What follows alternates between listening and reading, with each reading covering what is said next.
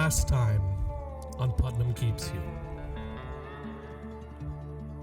Our hunters were called to the scene of a strange car accident.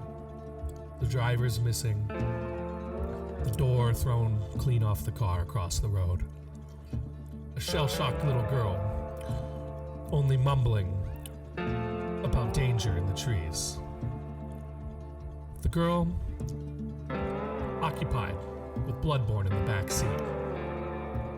The hunters follow the trail up to an old industrial site where they find a crazy monster, a lot of stinky water, and our driver clinging on to life. What awaits our hunters today? Good question. Stay tuned, and let's find out together.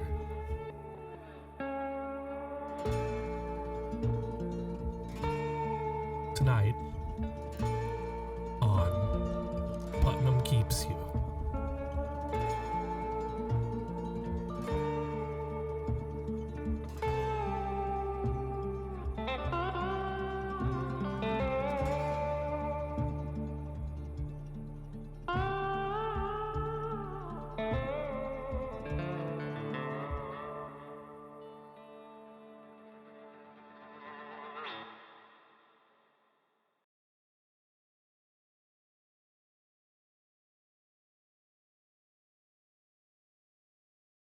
Hey, we're back. It's good to play. It's been what, 2 weeks, guys?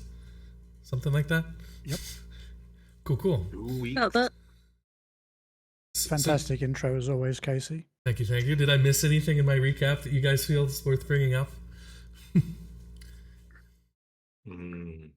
don't think so. Cool. Well, you didn't mention the monster, but I suppose we're gonna start with that because we've got its corpse at our feet. Yeah, you guys. Is there any time skip? I wanna know how the little girl's going with Bloodborne. I think I said that what did I say? She was at like ROM or something. She's actually pretty good at the game. Okay. But yeah, I mean, there can be a time skip if you want. There doesn't have to be. We can, like, if you want to do stuff with the monster right now, we can do that. If we want to do, do stuff with the monster like the next day or something, it's up to you guys when we start. So if you guys want to talk I that was out, dropped off at the hospital, right? If I recall correctly. I was dropped off at the hospital. Oh yeah, you've Very been bad. dropped off at the hospital. That's right. So maybe we should time skip cannot do until the next anything day. right now. So maybe we should time skip to the next day. Yeah. Well, I was gonna Are we getting rid of a harm or Oh, what did you say? Sorry. last session? Or does that? Are we getting rid of our harm from last session, or does that just stay? There is something about healing in. Let me see exactly where. In the stuff that I sent you, there should be. What's it called? There's a lot of stuff that he sent us. The hunter reference sheets. There's stuff about healing in there. Okay. Let's see what it says. Harm. Recovery. The end of a mystery, you have a chance to heal. If there's no chance to rest, heal 1 harm. If there's plenty of time, heal all harm. So since we say it's like the next day, I'll say you guys can heal like up to 3 harm. And Elvis, who's gone to the hospital, can heal all harm. All right. Just one quick thing, like we hid the monster's body in like that storage shed. Mhm. Wolfgang would be loath to leave it until there was a plan for what happened next. So I don't know if that will like change whether we jump forward or whatever, or maybe if the others want to go off and do things, he can kind of guard it and wait and see if anything comes back. But I don't really want to split the party, so. Yeah, so what do you guys want to do with the monster? That's something that I would assume you guys would talk about maybe like before you split up Did for I the rest share of the what I night. learned? did I share what I learned through my special ability? I mean, I don't remember if you in fact did or not, but if you want to, you can go ahead. Share it with the group. Yeah, I guess it all depends on whether like whether the scene is going to start at the storage shed or like we are going to make some narrative for what happened thereafter. I mean, we can play it out super quick. Like you wait the night at the storage shed, kind of dozing off on and off, and eventually like day comes and nothing has come. You feel kind of uneasy in this place, like this industrial site. Something just feels wrong. It just feels off. Like it doesn't feel like a very happy place to be. Hmm. And is there any way to see like more clearly what the monster's body looks like? Um, like it has like a pretty thick hide. You can tell by touching it that it's got some like spotty, matted, gross fur. But other than that, like it's still like very difficult to see. Like you would step on it if you didn't know exactly where you put it. Like it's Okay, still like right. it's Got very some- well yeah. like camouflaged, invisible, whatever. Even in death, yeah. Yup, it is. It is very much a camouflaged thing. And how much? We you said it was heavy, so heavy that we needed like 3 people to lift it, right? Yeah, I mean this thing is like 250 centimeters tall and is pretty like big. Okay, yeah. Okay, well, until Doug becomes available, I guess what I'll do is I will call on my burner phone. I will call the others and just say that check to see if they're okay, and then impart the information that I received from my law dump thing that there's a lady in the bookshop who may know about it, and that I would like to take I keep wanting to say alien, but the monster's corpse to her to show it and get her assistance with working out what it is. Yeah, I would assume you can probably get a hold of Aoife and Raymond as long as they have phones pretty easily. Elvis has had a rough night. He's been over in the hospital for observation and whatnot. And Doug, you can't seem to get a hold of. Like he seems pretty hard to find. Typical Doug. Typical Doug, you know? Where is this the lady in relation to the library? I can show you. Let me show you on the map. Holy shit, is that Doug? Holy Doug. shit, Doug's here. Doug is here. Here. He's come. Doug hath cometh. Doug, the Dougeth cometh. Let's see. If you look at the stream, I can show you where her place is. Here's the county library. And then a couple of blocks away is this building that I've labeled Cora's, because it's her name. This street here is like Antiques Row. Like there's just a bunch of antique shops, and she owns an antique shop in the town. Right, it wasn't a bookshop, it was an antique shop. Yeah. Okay. It's called Cora's Okay, well, Curiosities. She likes alliteration a lot. Oh, I like the if video artist. If Wolfgang called me and asked me to go and talk to her, I can walk over there in my lunch break.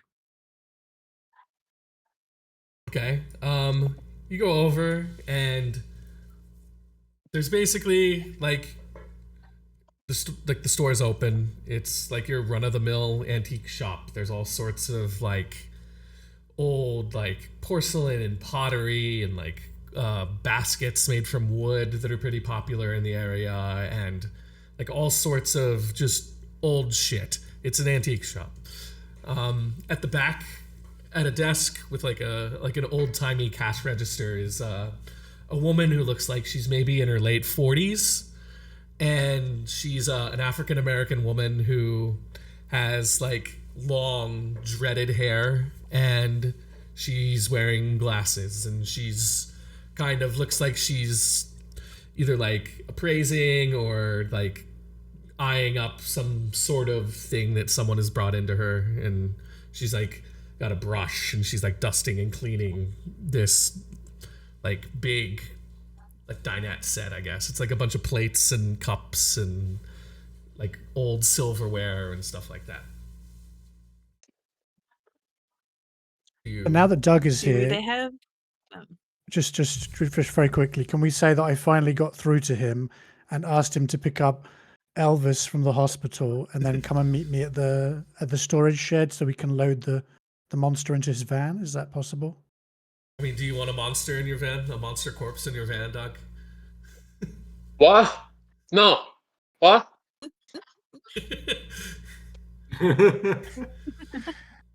So I'm gonna repeat what I told the others, that I want to take the body to this woman who may be an expert, can help us work out what it was that nearly killed 2 or 3 of you the previous evening. I guess Oh, that monster. Yeah, of course. while we're thinking about it, Yeah. Elvis, So it depends. Like, if it was some random monster, it couldn't go in the van. But this one that we know about, that's fine. Yeah, random monsters. No, Yes. no. It's like I just got here, man. You gotta give it a name first. Do you think that any of you would know Like- this Cora lady, the antiques lady? Would you be up to know some like late 40s antiquing woman? Probably not I me. think in a town this size, my character being a librarian, I am probably familiar with the one antique store in town. Well, it's not one antique store. Like this, I can't highlight anything, but like the whole road that she's on, like both sides, is like antique shops. There's like a dozen of them. She just owns one of them. I think same principle applies. I think my character's a librarian. This is the kind of place they would go into. All right, I have a few things to say. Okay. First of all, random monsters carry unknown diseases. This monster I fought, and I know we killed it, so it's fine. Second of all, is this lady the type to accept things that she doesn't know where they came from, but they're with me? If you catch my drift. I mean, you're not sure if you don't know her that well. You don't know. She might Then be I don't know her. She might be a fence, but you don't know.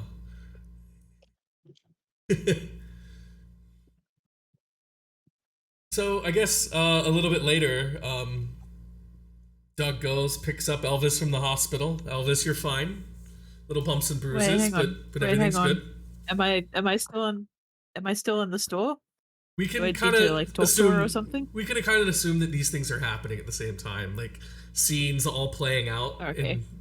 Yeah. So yeah, you go, Elvis, you're fine. You go pick up the monster, shove it into the back of the van, and what about Raymond? Are you guys gonna pick up Raymond on the way downtown? Sure, why not? Just leave him on the side. Where does Raymond live? What kind of place That's would a good Raymond question. live in? That's a good question. Where would he live? The cemetery, probably. Or just close by. Do you live in the cemetery, Raymond?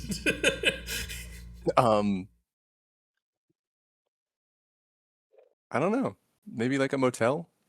Okay, I mean there is a hotel like right across from the Money Anchor, and I think we established that this little parking lot is where Doug keeps his cars. His vehicles, yeah. Sure, Yeah. that makes sense to me. Forge mean? What kind of town has a forge? It's like some of these buildings I need to relabel them. Like the map is still a work in progress. This forge is a building that used to be a forge in like the 1800s, but it's since been repurposed as something else. Okay. I see. So like a lot of these buildings, like maybe I should put Old Forge in front of it. Like this building isn't a pottery market anymore. This building isn't a hotel anymore. This building isn't a YWCA. This isn't a YMCA. Like they've since moved. I guess I don't know what those are, but sure. I don't know what the Indian equivalent of You those would haven't be. heard the song? Yeah, you know the song Really? YMCA? You haven't.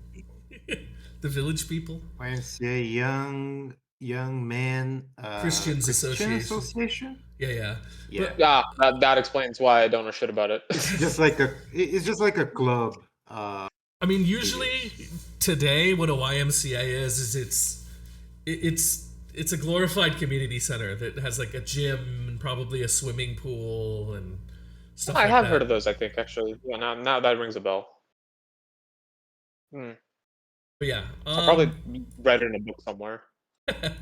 But yeah, so you guys go on through, and we'll play out the beginning of Aoife's conversation with Cora before you guys get here. So she goes down there while you guys are all converging on said position. So she's kind of busy. She doesn't exactly notice that you're there. How do you get her attention? Okay, I'm gonna browse. I think I need to make sure there's no customers around for this conversation. So discreetly kind of walk through the shop, check behind shelves and things, make sure there's no one I haven't seen. You don't really see anybody. It's a pretty slow, lazy afternoon. We'll say Okay. it's. I can't remember if we established what day of the week it was Is there last anything? time. Say it's like a Thursday, if not. I think we did say it was midweek from memory. Okay, well then. It was Wednesday last time. Yeah, I because think it was Wednesday, yeah. Something Okay, about well then it's Thursday something now. about That makes sense. something about Wednesday night special at the bar. Okay, thing. yeah, that makes sense. There was something about Wednesday night drinks. I remember that. Okay. Well, then all the better reason for it to be Thursday. Yep. Does she have any like antique books or anything? Or Yeah, she's got like a couple of like old leather-bound copies of like American classics, like The Grapes of Wrath or like Little Women or all sorts of those sorts of literary type books. does she have the Necronomicon? You don't see any Necronomicons on the Damn. the wall. Okay. The implication that there are multiple Okay. Necronomicons in this world is terrifying.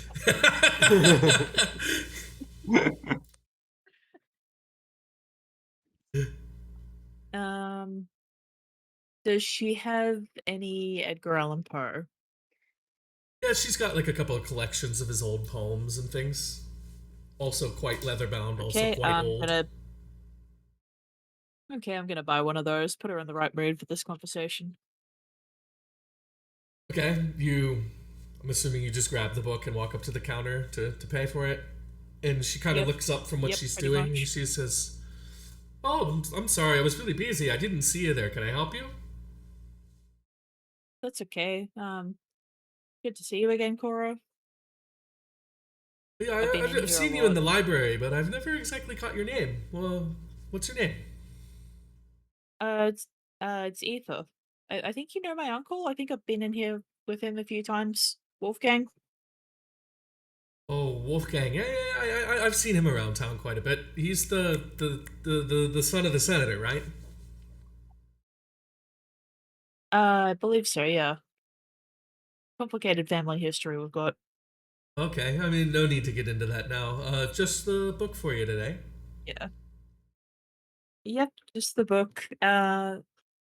While we're on the topic of my uncle, I was wondering if he happened to be dropping by later today with an unidentified monster. Would you be interested in taking a look at that? You can see as she says that, her eyes kind of light up with like glee, like she can't hide it. And she says, "Do me a favor, really quick. Can you go turn the sign on the door so it says closed?" Of course. I'll go and do that. And then she's like kind of whispered, even though there's nobody. She's like, "What kind of monster?" It was big. We killed it. I actually can't remember what it looked like. It was tall guy, human shaped. She My character did see it less than 24 hours ago, though, so my character would remember what it looks like. yeah, I mean, you remember like long, I, on lanky the other hand, arms, long had fingers. 2 weeks. Yeah. The biggest defining feature is it was essentially invisible. Yeah. Wait, Yeah, really? invisible Slender Man looking shit. She says, "What's a Slenderman?" How long have I got until the rest of you get there? Because I can I've got Slenderman on my phone. I can get the app out and show her. She says, kids these days. And about this time, you hear a van pulling up outside. Cora, do you have some kind of like back door or something? I don't think they want to be dragging the monster in for the front door on the street. Like Thinking. she has a back door. Like if you look at the building, there is a back door, but it just faces another street. Oh. Okay. Helpful.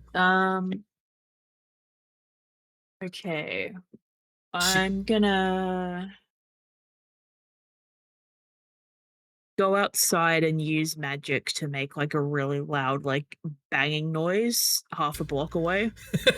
Like unidentified, really loud, distracting noise. Okay, towards the retirement community or the other way?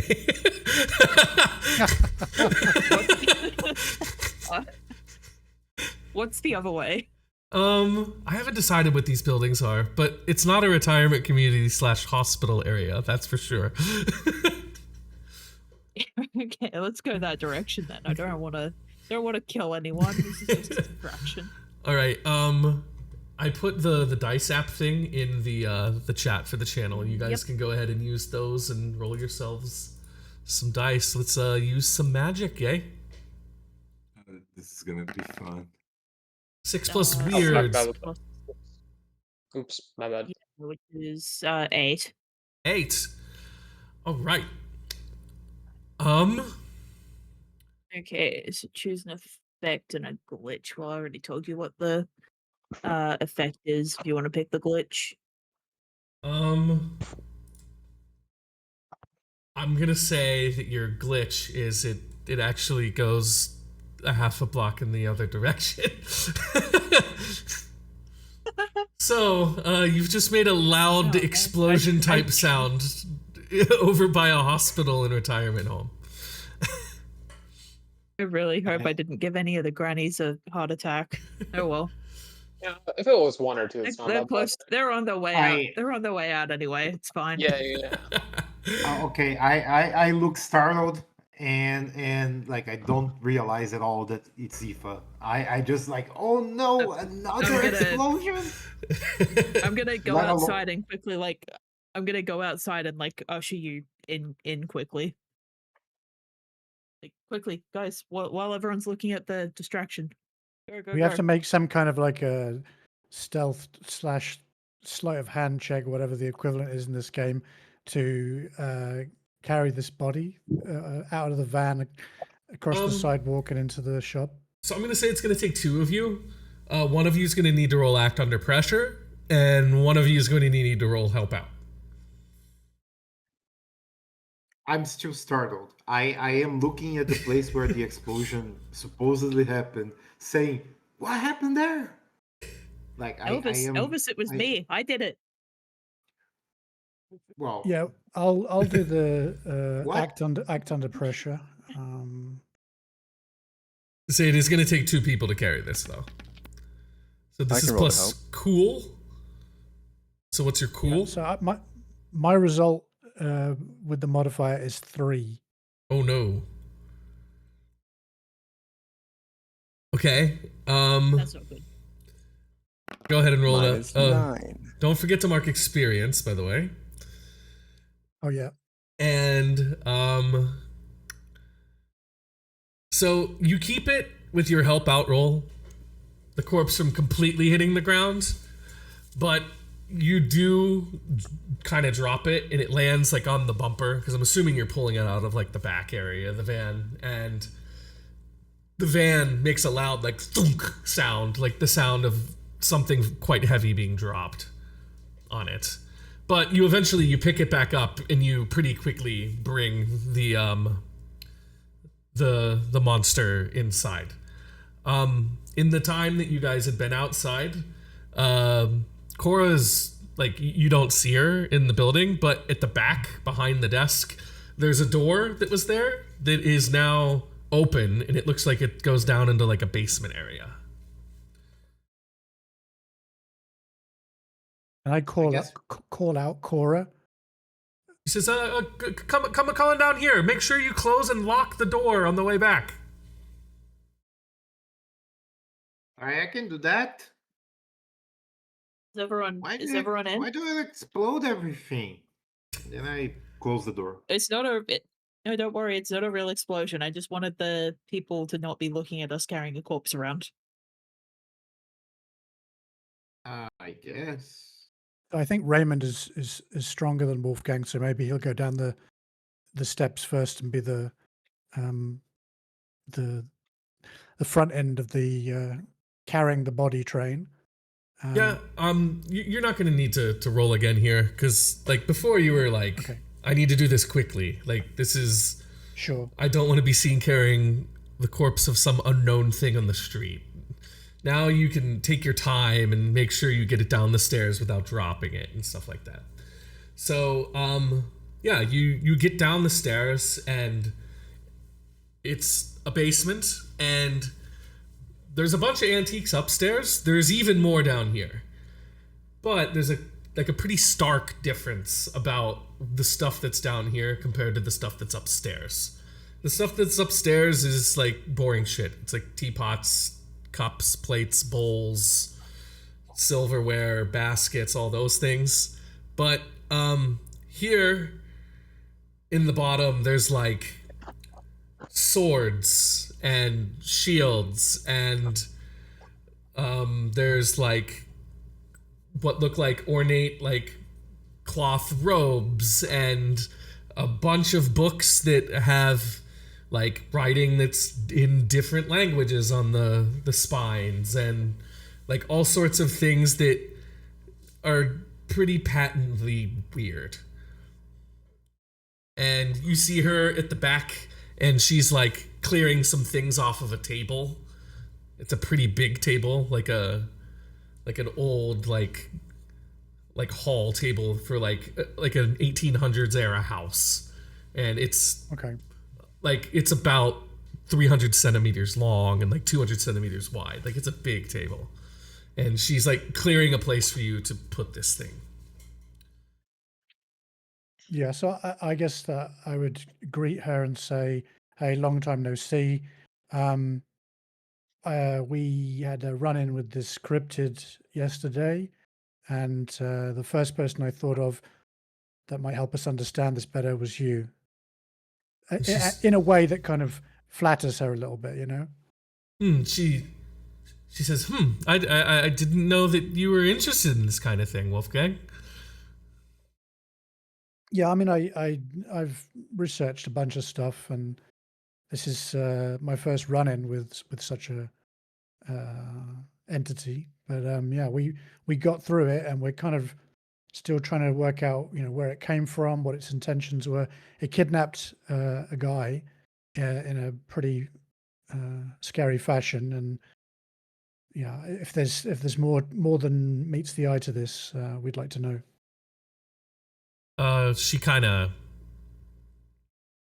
says, yeah, just put it here on the table. Did you guys bring it downstairs? Yeah.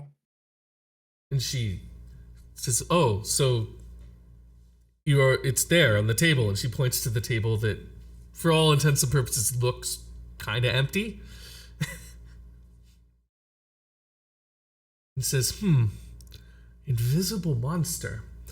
And she says, and she starts like thinking. She like scratches her chin and kind of like looks around and says, Visible monster. And then she kind of like just kind of wanders off without really saying anything over to like a bookshelf.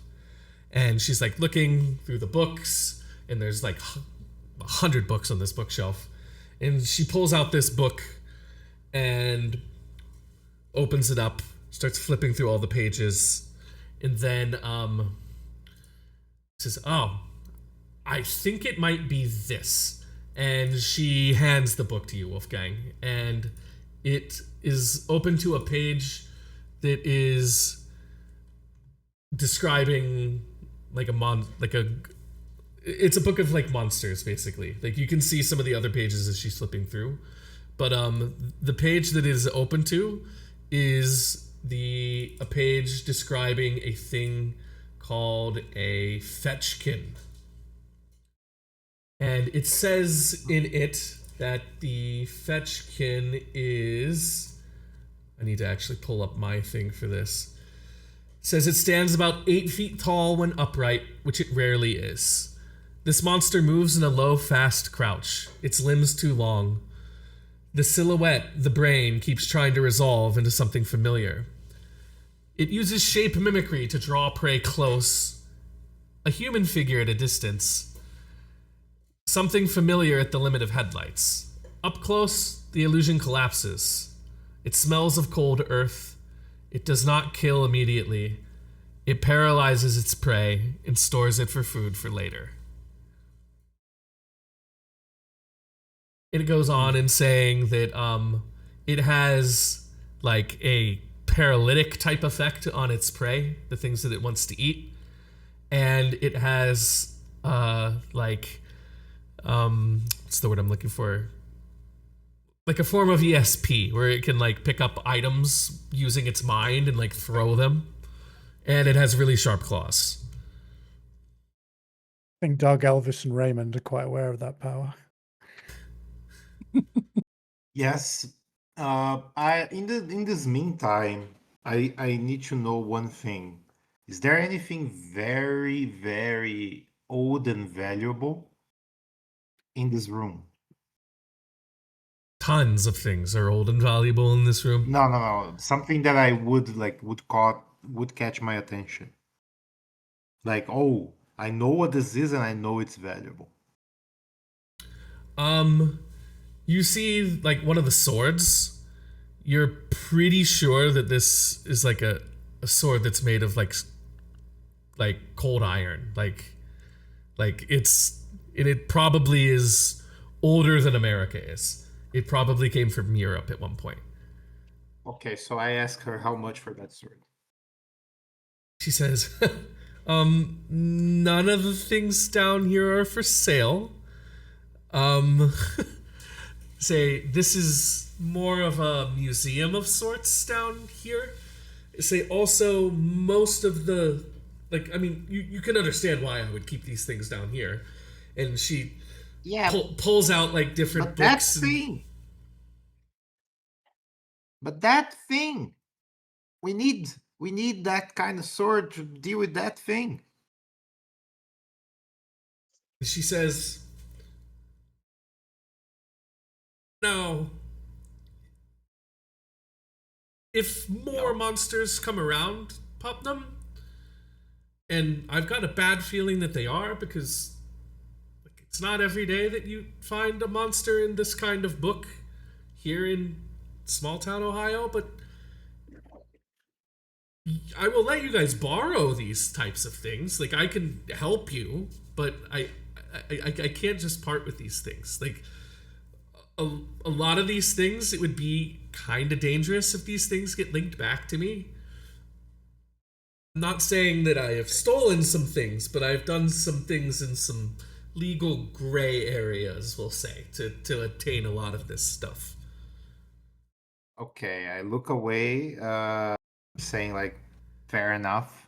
But I also put a look to Doug as well, like saying to him like, to be continued. Like that's kind of like the kind of look that I want to give him. Not that we're gonna steal it, but I am keeping notes.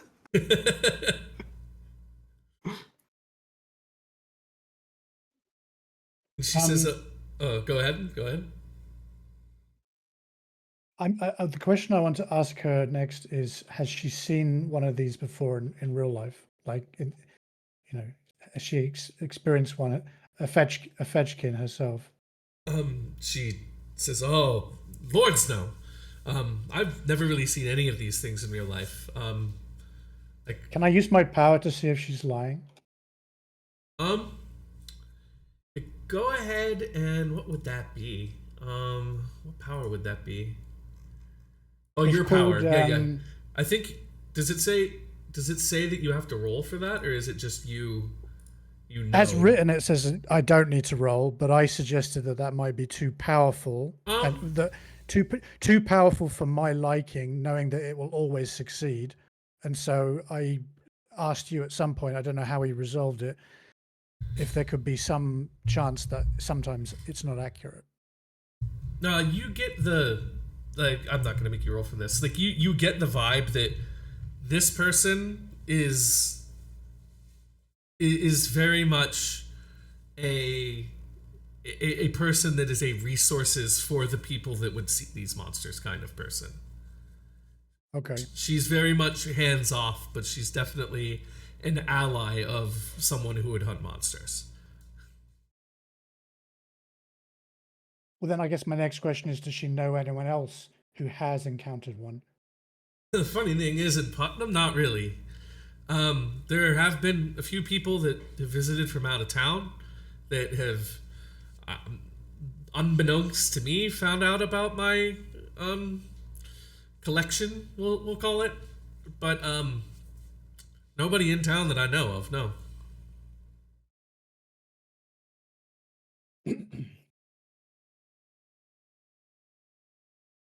What do you think, guys? Like, how do we proceed with this mystery?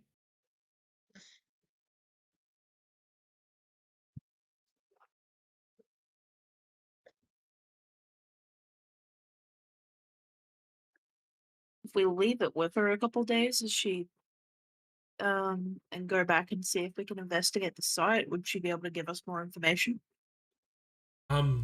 She says, if you guys can bring other things back, then be my guest. I am probably going to need you to get rid of this at some point, or otherwise my building is going to smell like death, and then the police might come. Like, you can already get, like, the smell of this is a cold corpse that is starting to rot a bit. Okay. Does anyone have contacts at, like, a morgue or, like, a cold storage? Why don't we burn it? No, we need to, there might be some, like, there might be something about it which is, like, really important evidence at some point. We could probably put him in a grave then, like find a coffin of some sort. Yeah, but it's decomposing and we want to halt that. Would putting the body in stasis, would that count as big magic? Probably, yeah. I'm gonna say it's definitely Okay. big magic. What would a okay, well, the negotiation then. What do I need to do a big magic to put the body in stasis? You would have to do some kind of ritual, I would say, to be able to pull that one off. Okay. I could help. Do I need rare ingredients or help from other people? Or both? Like, I would say that would be something that you would need to know the ritual in some way, shape, or form to be able to do it. Okay. Does Cora Okay, happen point to at the have shelves. any? Yeah. Some book Cora happen here. to have any might have this. ritual books? I'm mostly self-taught with my magic stuff. She says, "Oh, you're sensitive to the ways of the magic." Can I like snap my fingers and have like sparks come out or something for free? Do some sort of little prestidigitation. Sure, I'm gonna say, yeah. And she says, "Oh, why didn't you say so?" And she goes back over to the shelf, pulls out another book, and she says, "How's your Latin?" She's thumbing through the pages. Decent. She gives you a book. It's all in Latin. It details like ways to like hold something in stasis. It says it uses like actual cold to hold it in stasis for an extended period of time that you can determine. Interesting. Do I need to roll for this, or like Yeah, is you it just like a you'll roll. give it time and you- it works? You'll use magic to do this. Okay. Rolling plus Oh. weird. And did Elvis say you were going to help? Yes. Okay, so then you roll use magic, Aoife, and Elvis, you roll help out. So plus weird for the magic. Okay, that's 10. Okay, I and got then an 8. okay. Yeah, so it works. Like you say some words in Latin. I'm not going to make you speak Latin unless you want to. And it like you can see everyone else, like this body starts to, you can't see it, but you can almost see like a vaporish kind of coming off of it. Like it's got like dry ice kind of, like dry ice has the almost like smoke coming off of it when it's at room temperature. Like it's now on the table, and for all intents and purposes this is like a block of invisible ice. So I'll ask Cora, now that my niece has kind of held the body in preservation. Is it okay with you to leave it here for at least like a couple of days while we chase down other leads? And she just nods and says, "No, of course. Yeah, just make sure that you come back and get it at some point. Probably shouldn't be here." He's like, "Yeah, that door at the top of the stairs, it's locked unless someone that is kind of like you guys comes by. Those people are few and far between, though." Like, she's trying to think. She's like, probably been 3 years since the last person came through. And they were coming through from somewhere in Europe, like Belgium or France or something. So I'll kind of like put a friendly hand on her shoulder and ask her if she's got the means to defend herself if she's here when there is a break-in. She says, "I mean, no one has ever come while the store's been open, and I do have a security system." Okay.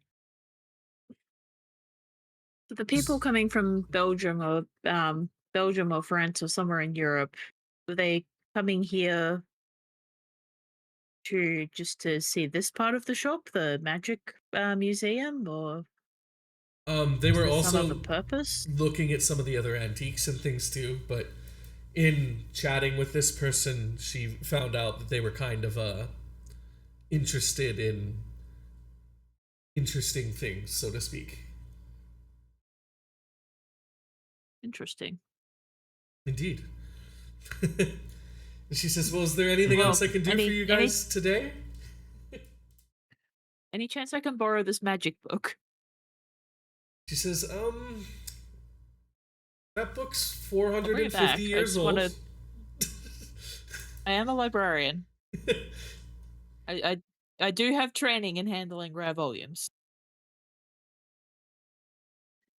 She says, "Can't you take some photos of some of the pages? I kind of like to keep my things in-house."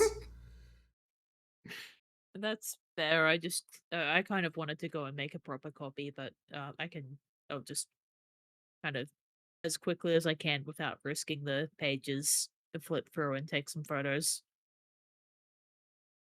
Yeah, so what kinds of things are you looking for to take photos of? Anything that looks like it might like stabilize my magic might be a good way to put it, or help me like learn anything that looks like it's like teaching the basics, because I've never like actually had like magic tutelage, right? I've just always just self-taught with my abilities. There isn't a whole lot in this particular book about those kinds of things. This book is more of like a book of different rituals to kind of do different things, like commune with the dead, cast out evil. Uh, there's raise the dead. There's the power that you use, the stasis. It's very much kind of a necromancer kind of thing, but it also does like exorcisms and other church adjacent things as well. It does sound like it might be good to know how to exercise things. Okay, yeah, so you snap a few pictures and she says, if there's anything else I can help you guys with, feel free to give me a call anytime, give me a text. And she like gives you her like WhatsApp, basically. Okay. Okay, not an American, I guess. Okay, so like during this whole process, I don't know exactly if there's something I can roll, but I do want to like have something like look around and make sure that I know every part of this museum, so to speak. So if I try to rob it or break in or like do whatever, I Okay. have a positive modifier in the future. Okay. Why don't you read a bad situation for me? It's Okay. plus sharp. I get plus sharp, so 6. 6. Yeah. You're kind of looking around and you kind of get the feeling that this place is, what's the word I want to use? It's a bit of a labyrinth. There's like a bunch of shelves that kind of snake in. Like this isn't a sales floor. It's a storage thing. Correct. You don't exactly get any sort of vibe about like your best course of action to get in here. Like there's no windows. There's only the one door, and that door, like as you came through and you were coming down the stairs, you noticed that it's like a pretty heavy metal door, and it has like 3 or 4 locks on it, so it would be pretty difficult to get through. And it seems that if those doors are locked, it's pretty secure. You don't really get any vibe that you would be able to do much to get into this place. So Does that count Wolf- as a failure? Yeah, I might have given you something if you had at least a 7, but Okay. Does Wolfgang have any sense that Elvis is casing the joint? um, kinda, yeah. You notice Okay. him looking around a little too much. Can I try to catch his eye contact and just give him a very, very stern look? Sure. Wolfgang's eyeing you up, Wolfgang. Or sorry, Elvis. Wolfgang is eyeing you up. So does it look like he knows what I'm doing? I mean, are you making it obvious that Um, it's like, yeah, cut that shit out? Like, I don't know. I don't know how obvious I'm making it. Like, I guess I no, failed. I'm talking to so Wolfgang, maybe. I guess. Are you making it obvious that you're like, my cut look, it out? yeah, my look is like playing on the continuing vibe of like this is my young friend who I am protective of, but also sometimes a little bit overbearing and inappropriately fatherly towards, you know. I So it's see. kind of like be careful, lad, kind of thing, you know. Okay, Don't so don't do with anything. that context, my answer is to say nothing but look down, look to the floor, and pretend I am just like I'm just looking around. All right, is there anything else that you guys wish to do here at Cora's before you guys move on? Casey, I just DM'd you a question. Okay. Let me look at my DMs.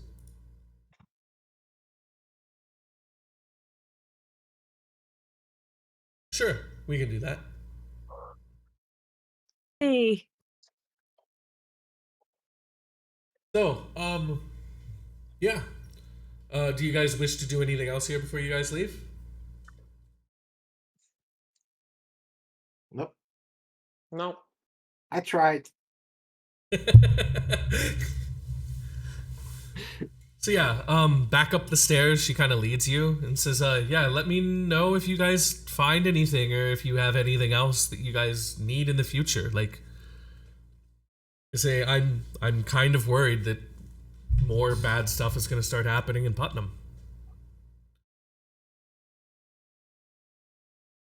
Once we're like actually out of the store onto the street, I'd like to take Elvis by the shoulder and say something very short, like, "You know me. I'm no supporter of the government or obsessive over the rule of law, but this lady might be helpful to us. So let's not, crap where we eat."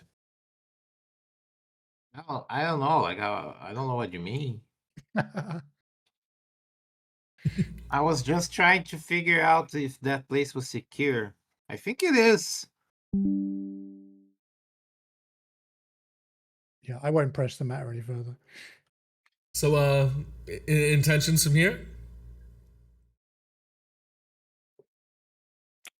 Hard to say. Anyone got any ideas, like of how this can be investigated? I did kind of establish that my character was doing this in her lunch break, so I probably need to go back to work.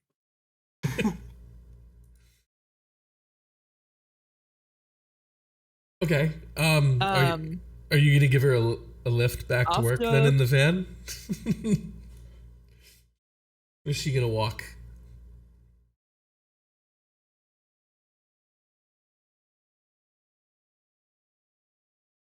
Doug?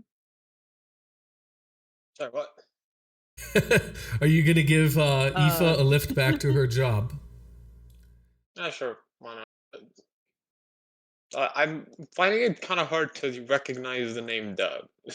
I'm not gonna lie. That's fair. It takes a little time to get used to these things. It's fair. Yeah.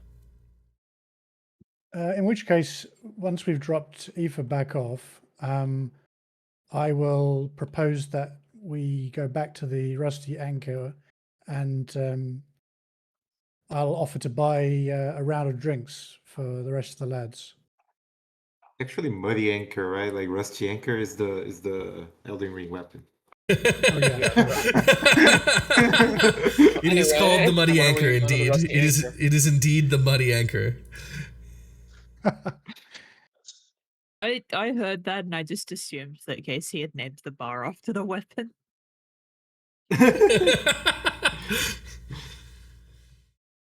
Okay, so yeah, we'll say it's the bar's only competition in the town really is an upmarket wine bar called Moonvale. It's not in this part of town. It's in the bougie part of town. That's off the map, up to the north. I mean, we can go there. I do have to like talk to the guys at some point. Like I'm trying to figure out if maybe my parents got abducted by one of those things, those invisible things. What if the upscale bar is called Darkman Great Shorts? God. Yeah, so What? Aoife, you get dropped back at work, and to the Muddy Anchor, the rest of the group goes. It's like While I'm at my job at the library, can I see if I can do some research into anything that we've learned or anything that I might be able to pick up? Town history, if there's any of that, I can flip through a volume of that and see if there's any similar urban legends. sure. The county library has like plenty of books about that kind of thing, but one of there's a historic society that like specifically specializes in Ooh. old books in the town. That's like a block away from where you work.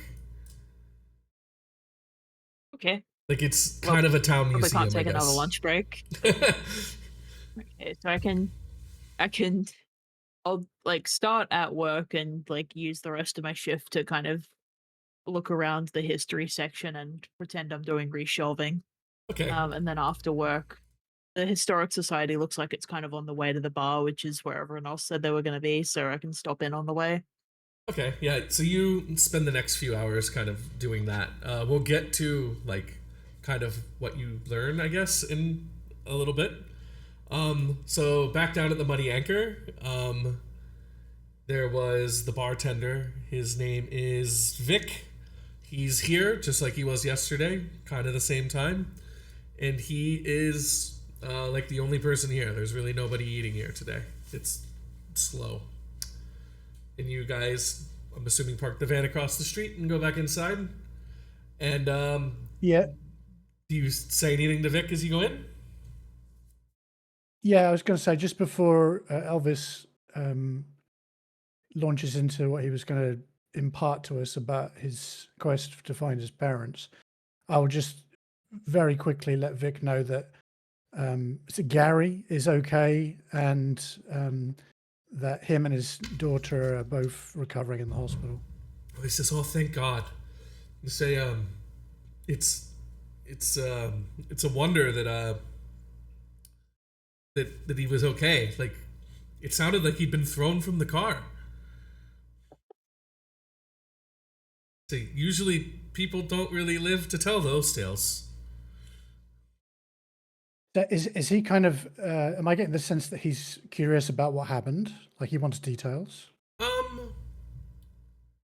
He's giving off the vibe that it's pretty public knowledge that the door was thrown off of the car across the street, and that he was found like a mile away. He says it's like things like that don't just happen normally. Like he seems like genuinely like confused and thankful that his boss is not dead. I don't know how money works in this game, but what I'd like to do is buy the round of drinks that I said I would get, and then give Vic like a big tip, like $20 or something, and say to him like, it's all taken care of now, and in doing that, I want to sort of use my what's it called? See, it all fits together to use sharp instead of charm to manipulate him into accepting that other people are taking care of this and he doesn't need to look into it anymore or worry about it. Yeah, go ahead and roll manipulate someone, which is plus charm, or for you it's plus smart though, right? Or plus sharp. It's plus sharp, yeah. Yeah. Go ahead and roll that one for me. Oh dear. 5. He kind of looks at you and says, thanks for the tip, but I gotta say, like, Gary's like one of my oldest friends, and I was kind of offended when he put you as the emergency contact for him. So, you know, like, you went out and went there. Like, what did you guys, like, what happened? He's pressing you. I am there for that conversation. Am I there? Yeah, you guys are all here. He just bought you guys around. I am gonna try to manipulate someone in the sense I'm gonna say maybe he just forgot your number and remembered the other one, like very sidekick like, Okay. like in the sense of like if it works it works, you know, like not yeah. Don't forget to mark experience, Wolfgang. Okay. I got a 9. Is that a 6? Sorry, I don't have the dice thing open. Oh, that's a 6. Okay, it's not an. I thought that I was like, wait a minute. Of course, there can't be a 9. It's a 6-sided dice. I'm an idiot. Sorry, been a long day. It's a 9. I have 1 charm. So he kind of looks at you and says, you know, maybe you're right. He's like, how long have you known Gary, Wolfgang? You can feel free to make up a backstory for you and Gary's relationship here. Like 10 years or something, 10, 15 years. How do you know each other?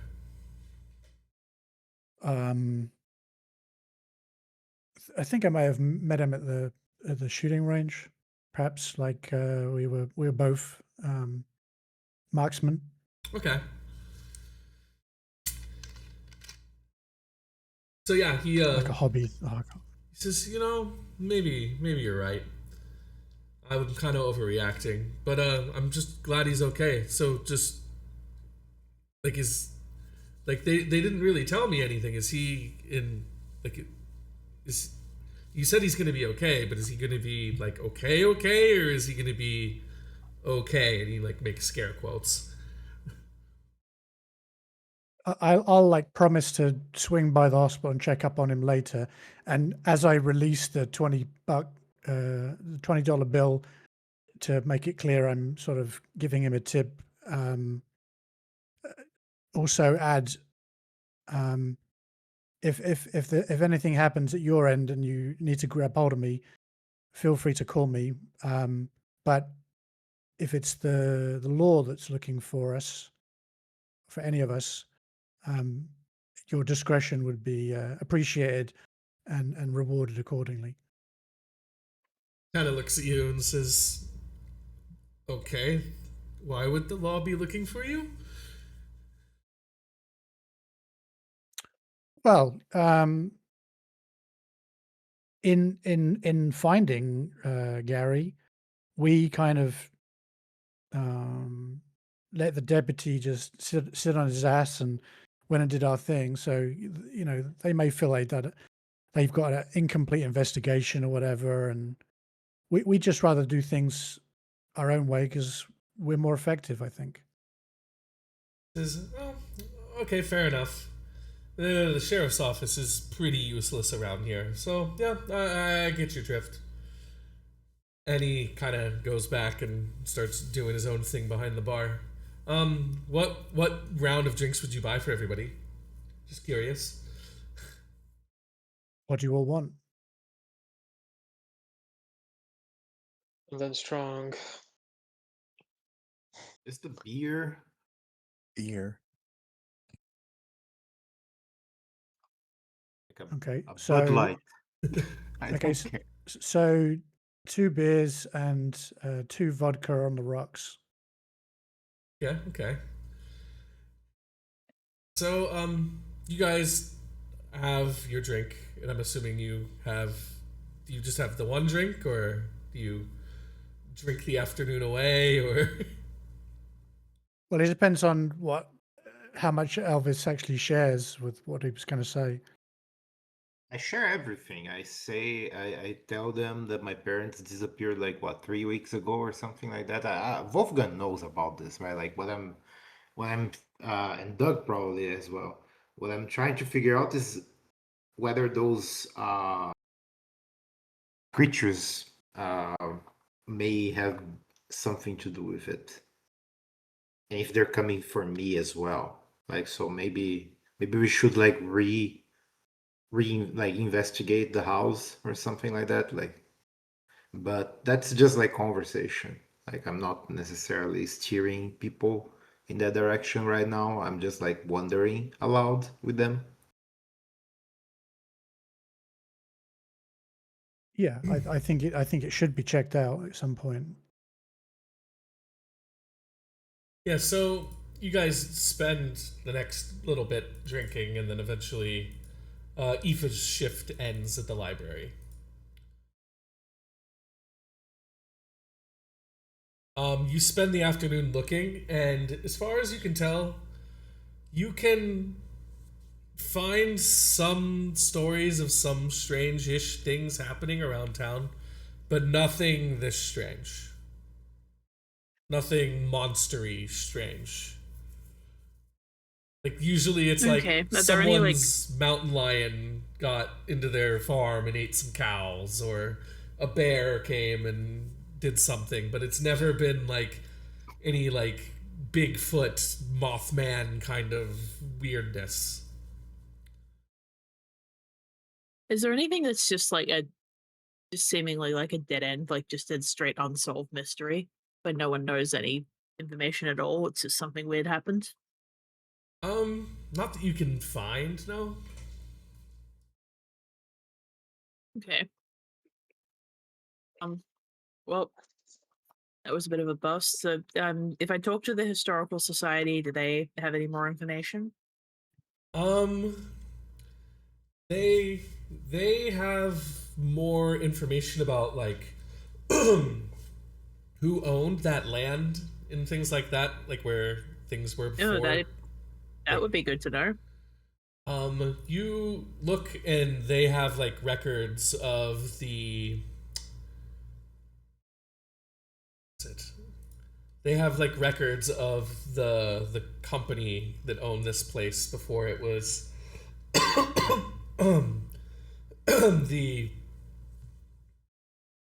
destroyed whatever that it is now.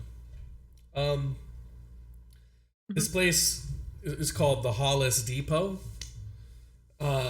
It is a place that did a few different things over the years. It used to be in like the 30s and 40s was like a grain storage and processing facility. And then later they did that on top of making bricks. And it has been unowned, not unowned, but the company still owns it, but it has been inoperable since 1987. The company that owns it is like an LLC called the Hettuck Clay Works LLC. Hettuck is the name of the county that Putnam is in. Do they still have any like presence in town? As far as like they can tell, not really. Okay. Do they have like the name of like the actual person who owns the land? Like who's behind the company? There isn't anything like that here, no. Okay. What about like other properties that used to be owned by this company? Or still are? The person working the desk says, you would have to go to like the actual records office to find that. We're more of a historical society, like we kind of deal with those things. And they like give you like a thing saying, yeah, you'd have to go down here to the records office. And the records office, if you look at the map, I have way too many windows open on my computer right now. The records office is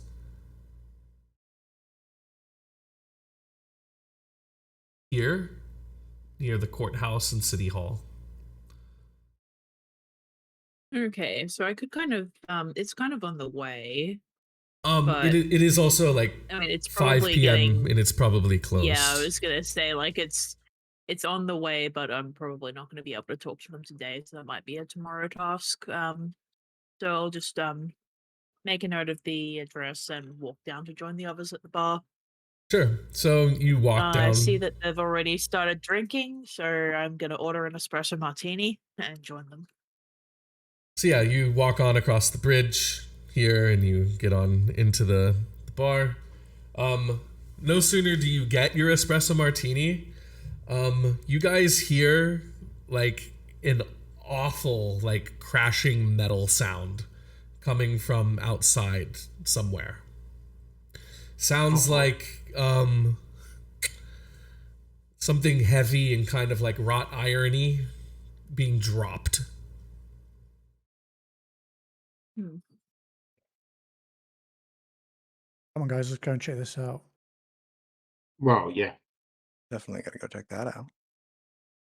I'm gonna go skull the martini real quick. No, before I go out and join them. Did I see Aoife before anything happened? Did I Yeah. see Aoife before anything happened? She was up at the bar ordering her drink and she had just gotten it. Oh, okay, so I just go to her and say, "Was that you?" Nope, it was not. Let's go investigate, and then I'm gonna tip my head back and tie a martini down in one gulp. So, I'm assuming you guys rush outside. Yep. Outside, Yep. you see something that's very much like you know immediately what the sound is that made that, or what made that sound, I suppose is the words I'm looking for. There is a man, like, head first into like a manhole, and like kind of on top of him, like kind of like he's like head first into the manhole, by the way, and kind of like on top of him, like kind of pushing his legs down into the ground next to the manhole is the manhole cover that is like half on his legs and like half on the ground next to him.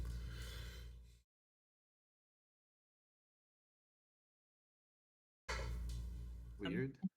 Dude, what the Suppose fuck? Somebody should go and lift that off, maybe. Yeah, somebody should.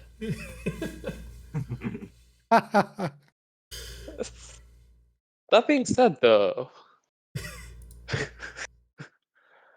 kind of an interesting situation, I think. I suppose given I did establish my character is 6'5", so Yeah.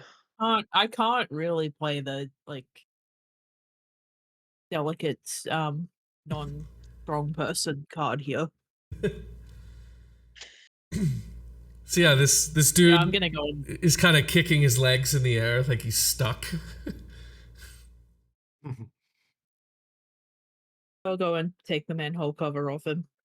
Wait, would that make him fall the rest of the way in? If you weren't Go holding grab on, his legs. I was gonna say, yeah. Somebody should grab his legs. The manhole cover is quite heavy. Like, I don't know how much you guys know about manhole covers, but you usually have some kind of tool to take them off. Like, you don't usually take them off with your bare hands. But yeah, this thing, like, you kind of roll it to the side, and I'm assuming you're gonna try to pull this guy up out of the manhole. Yep. He like, you notice pretty quickly this guy is like very out of it. So his eyes are kind of rolled back in his head, and he's kind of catatonic, so to speak. And he's fucking soaking wet. Like, he's like just covered in like sewer water, basically. And This man is stinky. yeah, he's pretty stinky. Like, he's been in the sewers. Does it smell like the water that was up on the hill with the monster? This smells like sewage. Like, Okay. this How old is smells. this man? He probably late 30s, pretty fit, but late 30s. He said he was pretty out of it. Yeah. Is this someone we know? Like, is this a regular at the bar? Trying to think, would any of your characters know this guy? Elvis, Or even what? just like, Elvis, like no, but Elvis, you should tell me about what was Elvis like in high school. Like, what did he do? Like, did he do any extracurriculars or anything like that? Straight B student, maybe C here and there. Extracurricular, you mean like what? Like, Did he play any sports or do any like clubs or anything like that? I mean, I don't have the physique for anything. Maybe I played baseball. I don't know. Very poorly though. What about Doug? Would I'm he have 5'1". Okay. 5'1" people that are 5'1" can play sports. Do things Yeah, like he'd that. be a hell of a libero. Of course. Was it yeah, even- yeah, like That's what they. I wasn't in school for the vast majority of my teenage years, so Okay. probably not. Then I'm gonna say you guys probably don't know this guy. You may have seen him around town, but you don't know much about this person. I think Muggsy Bogues was 5'3". But so the guy's eyes are pretty rolled back in his head, and then just with like a big gasp, the eyes roll back in this guy's head, and he back forward, not further back. He comes to, and he looks at you guys. He's like, "Where am I? Who are you guys?" Who are we? Who are you? He says, he's stumbling over his words. This guy's noticeably shaken up. He says, Tom Garrity. What happened? I don't know. I was at home, after getting home from work, and I sat down to eat dinner, and then the next thing I knew, I was here in the storm drain. Can I go inside to the bar and get him a cup of coffee to see if I can straighten him out a little bit? Sure.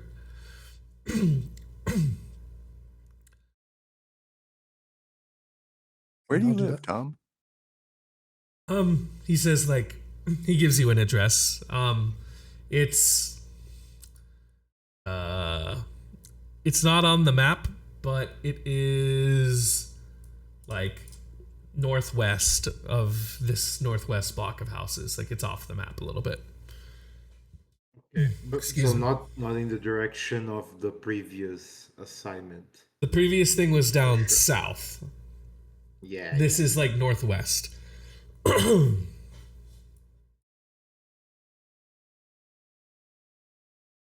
And he looks around a little bit, and he kind of just is genuinely shaken up, and he's like, where am I?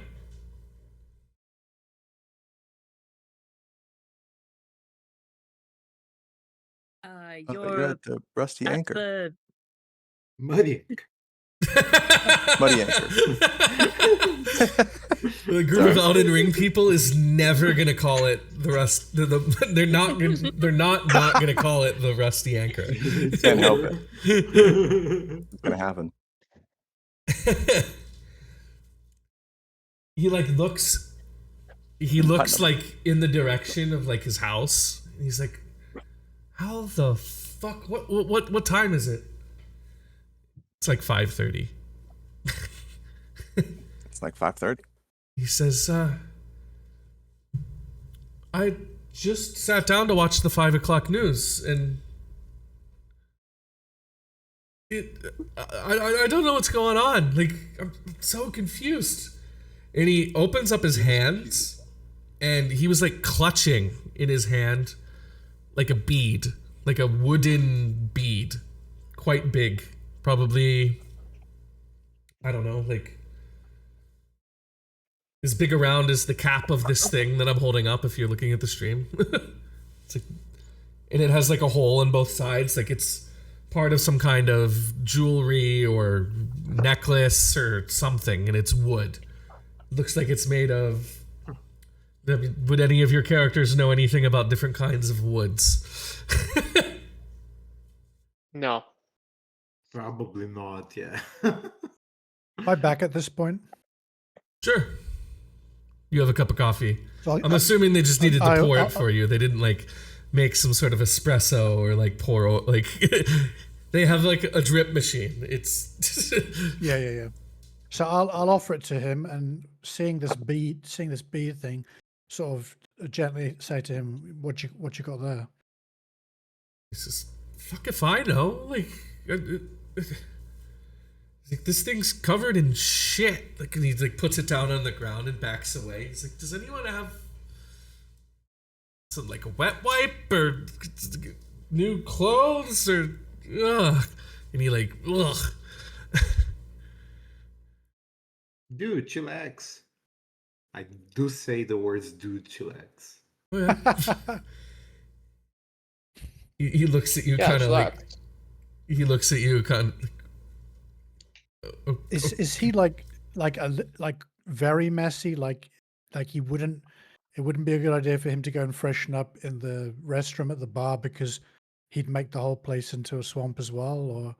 Or Yeah, Or how bad how would it messy be? is he? he's pretty messy.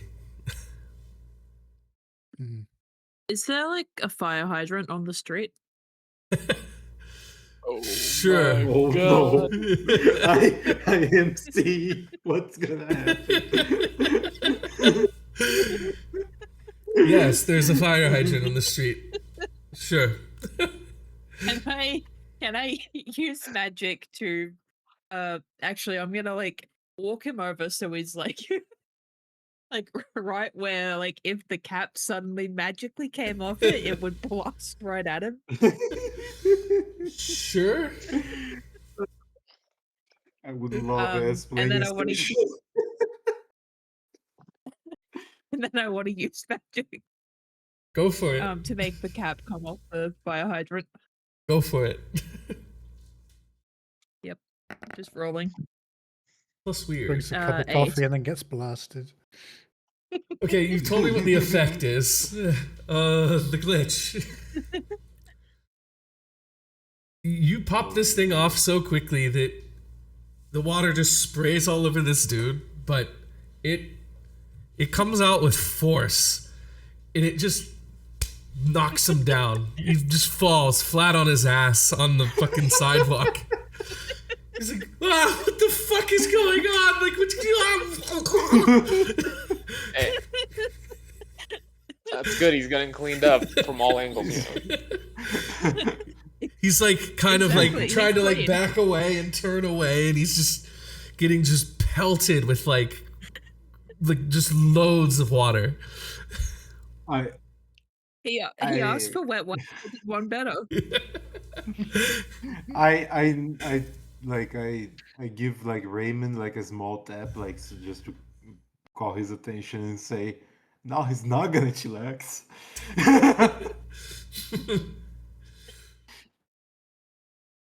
He's like writhing around in the water. Is anyone gonna help him out?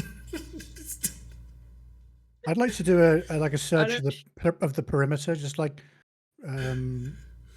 maybe 100 yards out, and just see if there's anything else going on while this is happening. Okay. Why don't you roll read a bad situation for me?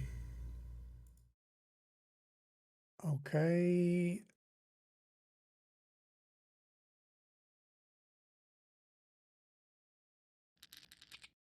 Oh my god! The total is 6. 6.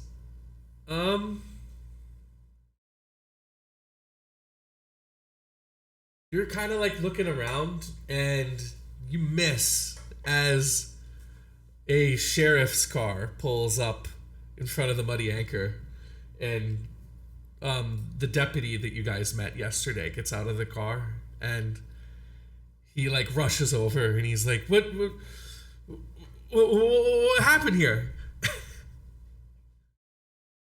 The fire hydrant just went off. It's just hurt this poor man. It went off. And he kind of like looks. What do you mean it went off? Well, I mean, I just gestured to it. How else do you want to describe this? He goes over and he Hey. like picks the guy up. He's like, "Are you okay, sir?" And he says, "I was in there." And he points to the manhole cover and he's like, "And then these people came out, and then they told me to go over here, and then the fire hydrant exploded. I think they did it." Okay. Okay, manipulate someone, the deputy, right now. I'm gonna say, dude just had too many, sir. Dude just had too many, and he kicked the hydrant and it just went off on him. That's my story. Okay. Oh no! It's +1, so it's 4. I guess I get that experience point now. You do get an experience point. The officer looks and he says, "Oh, so he's drunk," and he starts to walk back towards his cruiser. So I missed him arriving, but have I clocked the situation by now, or am I still doing a lap? You clocked the situation. You didn't see him coming until he was already there. At this point, I guess. So it's the same. It's Deputy Gary. Yeah, it's Deputy Gary Caudle. So I want to try to intercept him before he reaches his patrol vehicle, and immediately launch into questions about passenger Gary, or rather, the Gary that was rescued, and ask about his current well-being and everything else like that, and stand facing him so that his back is to the group, and kind of make eyes at them that they need to sort of resolve this situation while I'm distracting him. Do I need to roll some kind of manipulate or something? Yeah, I'm gonna say you need to roll manipulate to not have him go straight to his cruiser to grab a breathalyzer, because that's definitely what he's off to do. Okay. Oh, that's better. That's an 8. Why is that's funny? If you look at the stream, the dice are under all of the Discord icons. Oh, they went away. I need to move this down to there. Okay, now it's better. Okay, so, you kind of get, and he says, what specifically are you asking him about, Gary? I guess tell me what you say to him. Like how the first question would be, how's the other Gary doing? He kind of looks and he says, yeah, I mean, he's gonna be fine. He's just gonna need a day or two in the hospital for them to make sure that everything's okay. Like, he was very scraped up. They had to do, like, he had to have like 60 stitches in various different spots on his body, and he was dehydrated. Like, he'd been in the desert for a while, and it was weird. Like, but I need to. You said this guy's drunk in public? We need to get the breathalyzer out for this guy. And he starts to motion a bit more towards the car. Intentions from the rest of the group at large?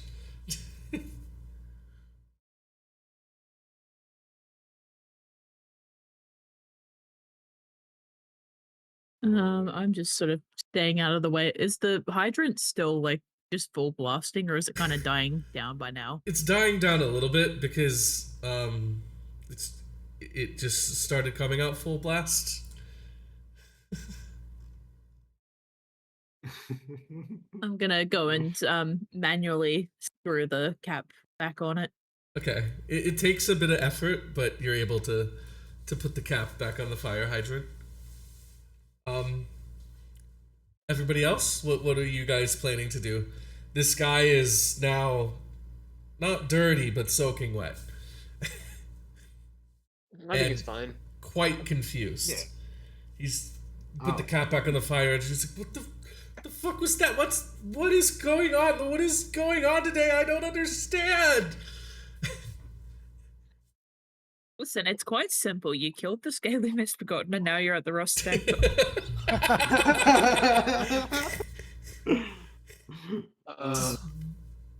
I mean, I fuck tried is to a manipulate misbegotten? people too much at this point. Listen, it's okay, guys. We can take him back to his house. I'm not saying this in character. And then we can like put him back into his bed, and then I can do magic on him and make him think that this is all a weird dream.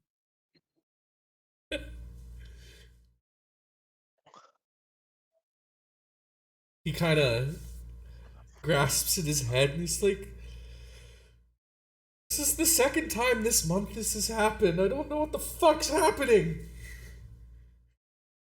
Oh, This has happened to you before? Not the weird storm drain part, but I did wake up in my backyard 2 weeks ago. 3 weeks ago. 3 weeks ago. Same kind of thing. It was like 5:30 on a Thursday. It was weird.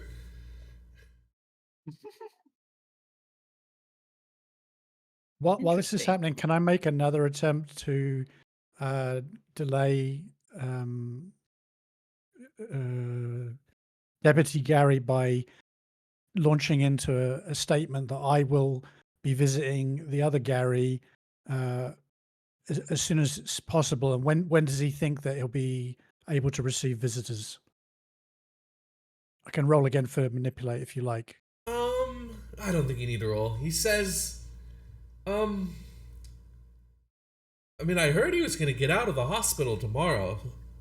Visiting hours are probably done for today, so, I mean, visiting him in the hospital you probably don't need to do. I'll pick him up. I'll pick him up and ferry him home. He'll need a lift. He probably won't be in any state to drive. So Is he still going for the breathalyzer? He kind of stops and says, are you sure that guy's drunk? He just seems like he needs to go home. Yeah, we'll get him home. Don't worry. We'll look after him. You know where he lives? Nothing you need to concern yourself with, officer. He'll be able to tell us, I'm sure. Just kind of says, less paperwork for me to do, I guess, and he gets in his cruiser and he leaves. If you cannot beat them, confuse them.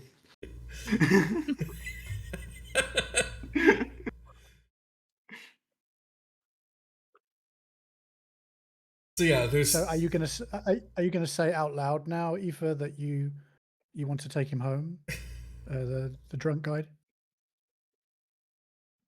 Well, that's a bit forward.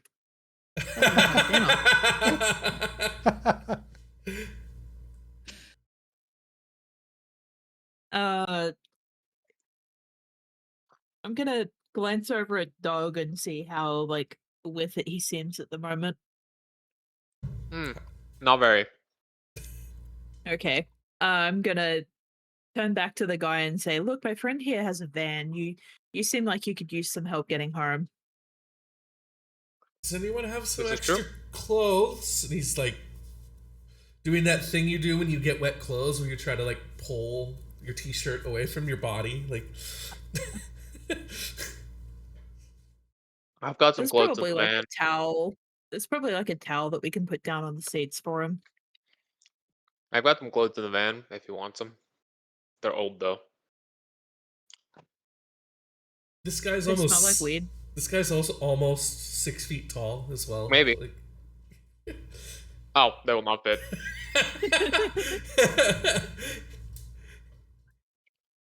No, just have him in a little crop top. A normal top that looks like a crop top.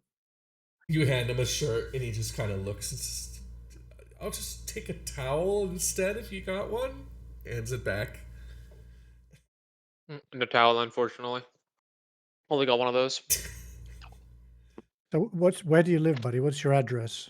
He gives you his address. You're looking at it right now. I'm not gonna make up a fake address off the top of my head. I'm sorry. Okay. You guys would know vaguely where this is in town. Like those of you that are from town, like it's pretty.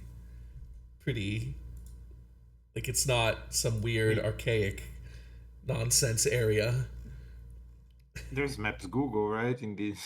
Yeah, and if not, you could use Google Maps. Like, but He doesn't seem like he'd be very alert. So if I wanted to have a surreptitious conversation in the van while we were driving with Elvis and Raymond, is that possible? I mean, if you want. Like a whispered. I guess I'll ask them if they agree with me that we should like try to get this guy in his bed and then stay at his house before we leave and like investigate his house. Yeah. Also, I guess like if it happened the same thing last week, we need to be here. Like we need to be at his home next week as well, right? Yeah, it could be. Yeah. Maybe he's like a weird manhole werewolf. I A don't know. manhole, where a man wolf, if you will. Yeah, because it was Thursday. It was like a week basis. I don't know. every What if Thursday he happened becomes to this guy like the aside manhole wolf. being in the manhole? I'm struggling. I don't So understand. you're driving. You don't have to understand. Don't worry about it. No, I do. I'm stopping the car and turning around if I don't. Has anyone asked Manhole Man's name? No, you have not asked him his name. He's manhole man. You Great, think There's great no- investigation. His name is Ho. Great investigation skill, guys. Oops, I turned off the overlay. Manhole Man, what's your name? It says, oh, you did ask him his name. He said his name was Tom. Tom. Oh, right, yeah. Okay, Tom Manhole it is. It's Tom Garrity to you, sir. He starts to be a little more. It's like, you guys, like, thanks for the ride home, but weird stuff follows you guys. Wait, weird I stuff literally follows say, us. but? And man who teleported across town into a manhole. You think weird stuff happens to us? Alright, Manhole Man, here's the deal. Can I try to manipulate this guy? What do you want to do? Or what do you want to say to him, I guess? Tell me what you say. I want him to explain in detail what it looked like inside the manhole. You want Can I him? help Doug with that? You want him to explain in detail to you what the inside of the manhole looked like? Yeah, his head was in there, wasn't it? Okay. What was he seeing? Maybe irrelevant.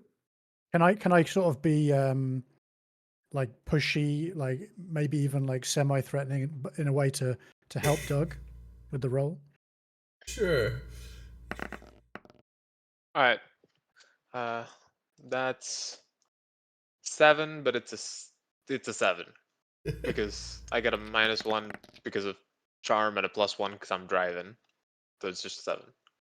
Okay, my help out is a 2. Oh, I forgot you get +1 to stings while you're driving. I was like, that's an amazing modifier. I forgot that was a thing. Okay, so he kind of looks at you and says, what do you mean?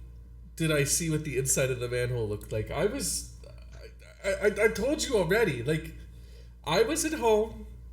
You'll get home. There's there's just a cold plate of food. I guarantee you, sitting on my coffee table, and then the next thing I know, I am here. Did anyone pick up the weird wooden bead from where he just put it on the ground, or did we just drive off and leave it? I'm assuming at least one of you would have taken it. Like, I'm not going to be that kind of GM that's like, you didn't specifically say that. Like, someone obviously would have taken it. Like, okay. Well, I'm happy to have it in my possession if no one else wants it. kind of smells bad.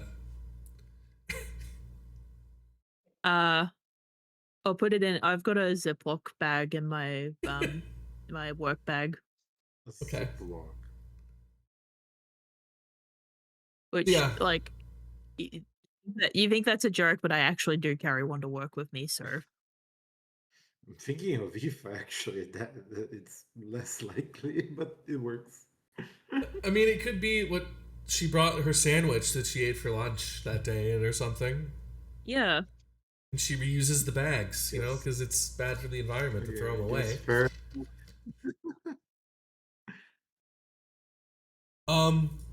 So yeah, she, like, you guys get to his house, and he says, "Do you guys want to come inside and see? I'm not bullshitting you about what I was saying." Yes, I do actually. Of course. He leads you in his house. I'll open his door for him. That is, you notice as you open the door was unlocked. Like, it wasn't. Actually, no, the door wasn't even closed. Like, the door was just wide open. Like, just left out of the door of his house, and it was just open. Like, Before we go into his house, if I look down the street, are there any like manholes on the street? no. Okay. Are there any fire hydrants? Yes, but they have not gone off yet. Interesting. Curious. But You can change that if you want.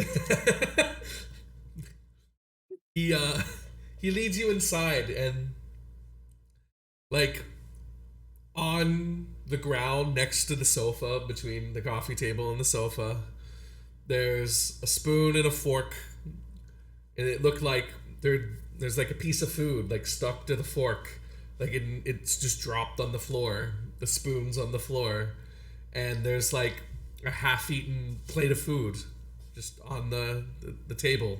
The TV's on, like the volume's still going, and yeah, it literally just looks up like this dude who was sitting there, and something happened, and then he just like walked out of his house. I want to go take a bite. Any video games? He has a PS5, and he's got FIFA. Looks like the only game on the God. Yeah, shelf. Bloodborne. Not this kind of guy. You know, Hive? This you look guy's suspicious, folks. you look on the walls. The guy has a bunch of like soccer stuff up on the walls. There's a couple I'm of gonna trophies go on the back to the mantle. van and get one of I'm gonna get one of Doug's illegal copies of Bloodborne and sneak it into the house. Improve the guy's life. That's a real copy of Bloodborne. Thank you very much. Stolen. The then, copies are if not you prefer. illegal. The illegality came from the way of obtaining it. Correct. One of Doug's illegally acquired copies of Bloodborne. Yes, thank you. There we go. I'm just gonna put it on the guy's shelf, just so he has a chance to improve his life. Some passive aggressive. Okay. You kind of get the vibe of looking around and like looking at the guy's clothes after he's been hosed down. This guy's probably like a soccer coach. This is why I asked if either of your characters played sports.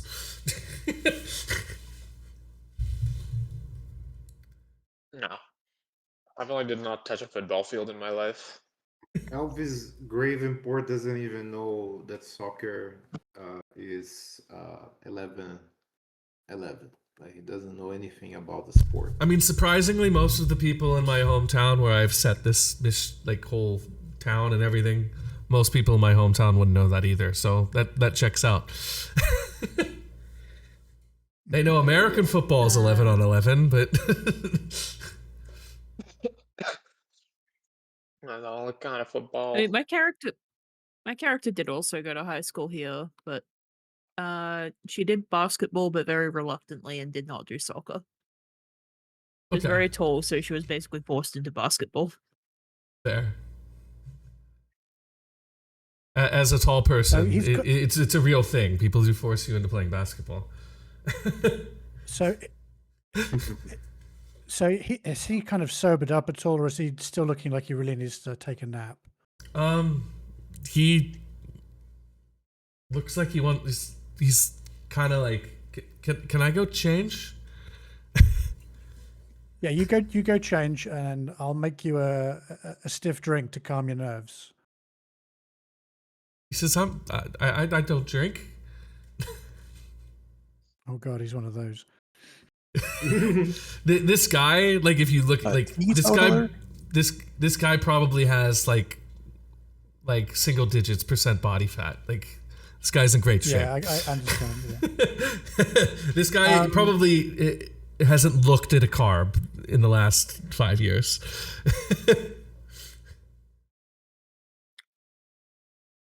But he goes and What I'll do then Okay. is I'll follow him to the bathroom, right? And I say to him, just pass me your, once you've taken your wet clothes, pass them to me, and I'll go and stick them in the wash for you immediately. This is my manipulation. If that works, I want to wait for him to get in the shower, pull the curtain, and then see what he's got inside his mirror, and see if he's got any like sedatives in there. Okay.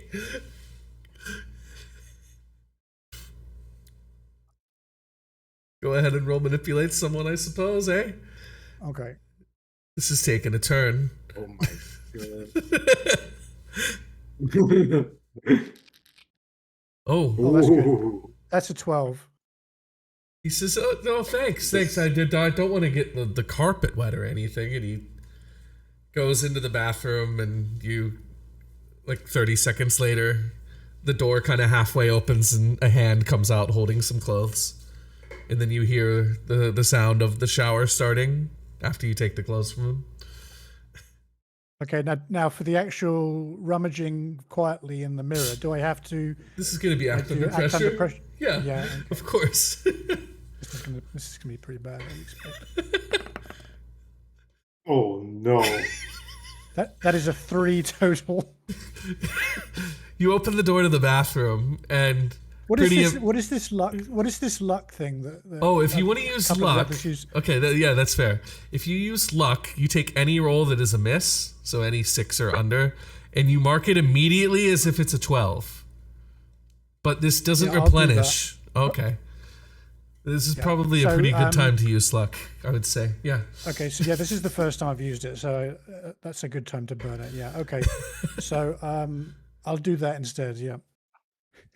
Okay, so you very silently open the door, which was locked, but you kind of quietly just jimmy the lock open and open the door. And you said you wanted to like rummage through like his mirror cabinet, like Basically, the medicine cabinet. Anything Valium adjacent. Yeah. I'm gonna help out.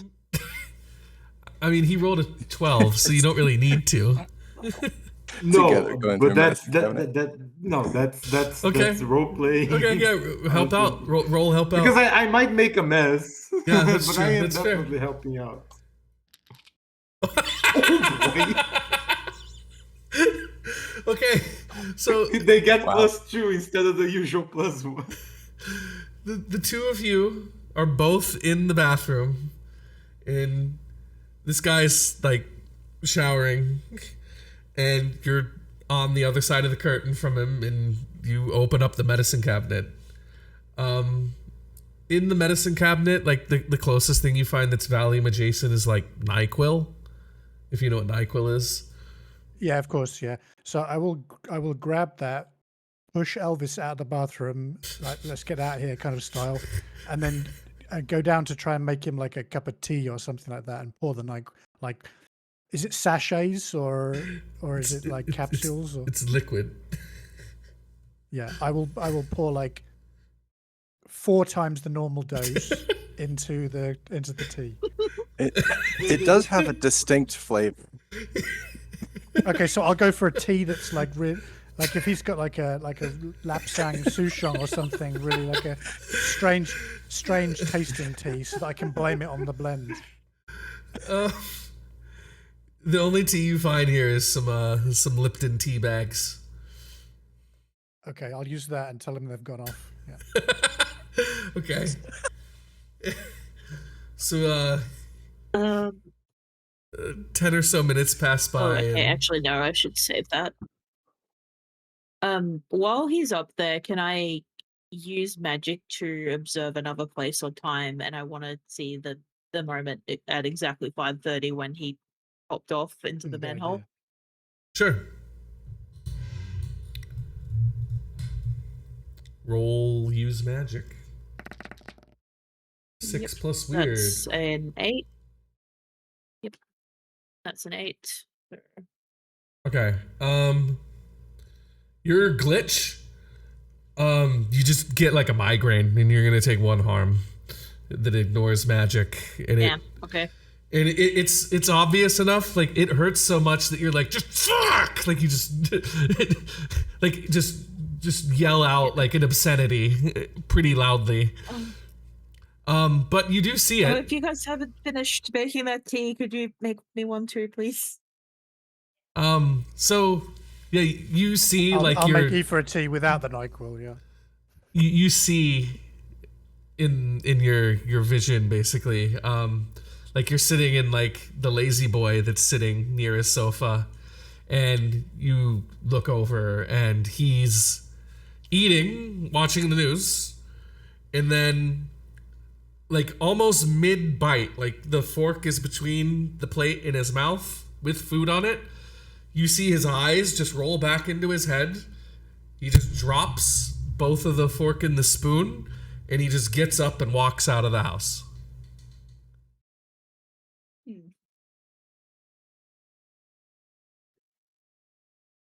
He doesn't close the door, he just leaves. Are you going Can to tell us everyone about else see this? this ghostly? Can everyone else see this ghostly image, or do I need to share the information? No, this is happening like in your head. Okay, I will tell everyone what I see then. Sounds like he's possessed now. Possessed or hypnotized? How does Maybe the like he's got like a chip in his head that was activated, like if it was sudden like that, how does or the something connect triggered him. how does the connect the dots work, Casey? With like it says at the beginning of each mystery, is this a suitable time to use that? Yeah, I would say this is the beginning of a new mystery. Go ahead and roll. Okay, so I will Wait, that, hang right? on. He was watching TV when this happened, He was watching the news. and he said it was this. 5 o'clock What news. happens? Can I see what exactly is on the screen at the moment where he stands up and like where his eyes go blank and he stands up and leaves? Yeah, it was just the news. Like just like the like the top story for the day, which I assume today probably would have been man rescued from industrial area after strange car accident or something along those lines. And the main news story is about Is Gary. there any like is Big there any like things. weird flashing or anything on the screen, or Not that is you there can anything tell, like no. just past the TV and in the same direction that he was looking? Nope. Okay. Okay, so I rolled a 9, which is hold 1. Okay. And the question I would like to ask after Aoife has talked about this seeming possession or something is how does this mystery connect to the bigger picture? So the way this guy's talking, you kind of get the vibe that more importantly right now that the what this guy did to get downtown is less important than why he did that. And you get a vibe that maybe the thing that he was going to get is probably the more important thing that you should be trying to stress at this point.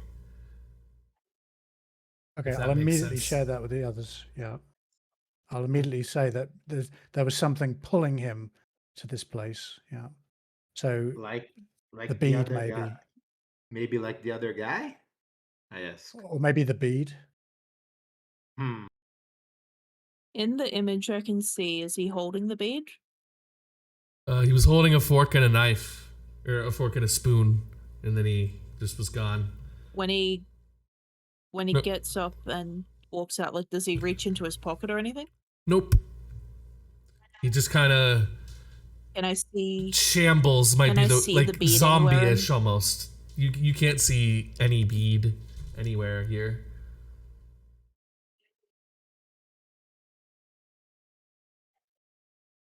I take it out of my pocket and put it on the table. Yeah, so you can take it out and put it on the table. Actual bead. Has anything changed about it?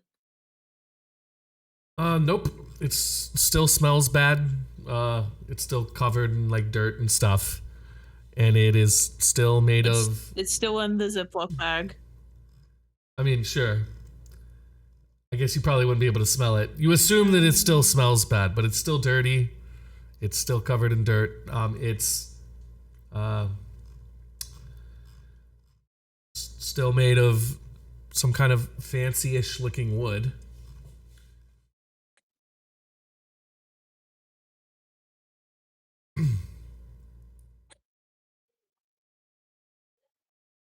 And that's about what you get from it. It just doesn't look like anything's changed with it, I guess. Do I get a sense from touching it? I don't know. This isn't probably something I can really do. Like, does it seem magical at all? Go ahead and roll use magic, I guess, to detect magic. But I suppose would be what you're trying to do here. Yeah. 8. I've rolled 6 on dice every single roll this game. That's crazy. I guess it is one of the most common numbers. Yeah, 6 and 7. Let's see. What is your glitch gonna be? You did get all 6s. You. No, you got an 8. I'll get to the glitch here in a second, but you get the feeling that this bead is part of something that is obvious. It's part of something bigger that's also magical, but you like look at it and you realize, that looks like a rosary bead. Like it comes from a rosary. This is a church thing. And it has some magic on it that seems like it's of like releasing didn't something. Need to roll for that actually, because would the site have covered it? Let me double check what that says. You can see the invisible, especially spirits and magical influences you may communicate with, maybe even take deals with the spirits, and they give you more opportunities. Magical influences? I don't know exactly what that means. It's just a strange word. I mean, it's strange wording. It's probably, and it's basically up to you to interpret, right? Like the game lore is deliberately vague so that you have freedom to do stuff. Sure. Yeah, I guess you don't need to have rolled that, but like, the spell still would have worked. So I guess no glitch then. But yeah. You get the vibe that like whatever magic this contains is a magic that is of like breaking seals and like bringing something out into the world, almost like a summoning kind of magic. Interesting. Can we see if there are any churches between his house and the muddy anchor? Hey, you got it right this just time. Locations between. I had to pause and think about it. Or if the muddy anchor is like in the middle. If you follow the line from his house to the muddy anchor and go past that line, what's past it? So his house, if you look at the stream, his house is up off the end here. And then the muddy anchor is here. There's a Catholic church here, but it's not in a direct path between the two. Like it's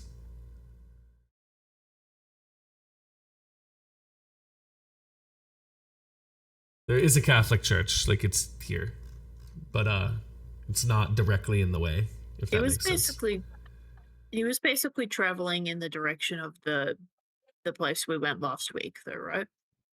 The south. I mean, he was going south.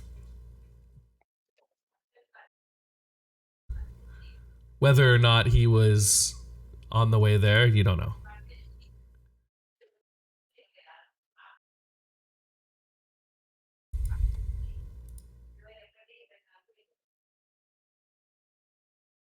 Yeah, I know I kind of am spamming use magic a little bit, but one of the potential effects is banish a spirit or curse from the person, object, or place it inhabits, Okay. or summon a monster into the world. So I could try to use magic on the bead to do one of those two effects, either see what exactly the summoning power is. I try to communicate with the spirit to get a better sense of what it's supposed to summon, or try to banish the magic from the object, which for all we Before know it's a spell of.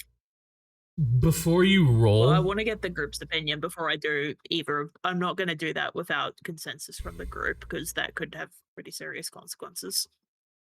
But how do you ask for consensus? That's the question.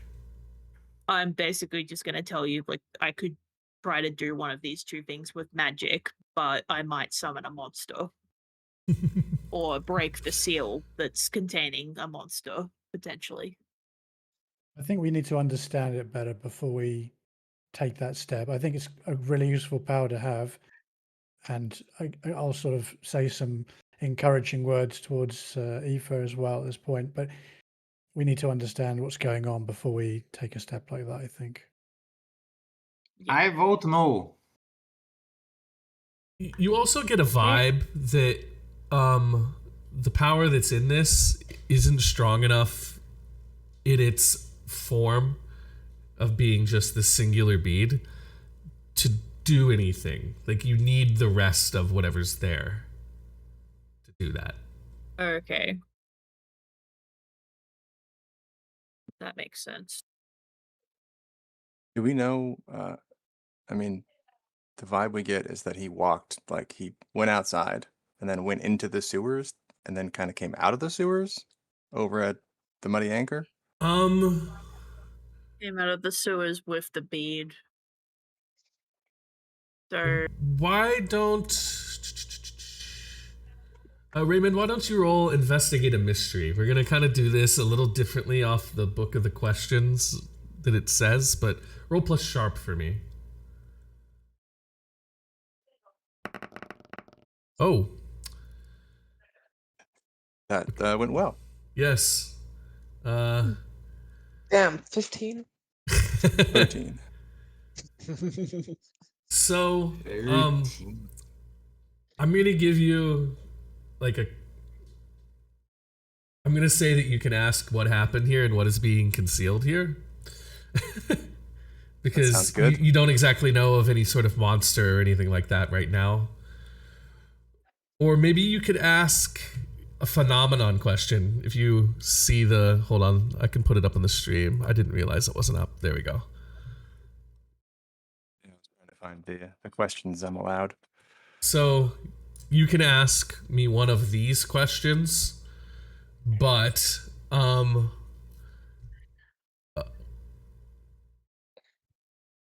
what happened here? You get a look. Like I'm gonna say that Wolfgang handed you off the clothes, and you were the one putting them in the laundry. Excuse me. This mud and like dirt that was all over his clothes. That I guess some of it's been rinsed off at this point. It doesn't look like sewer. It almost looks like silt or like mud from like a riverbank. Like maybe he'd gone swimming in the river or something.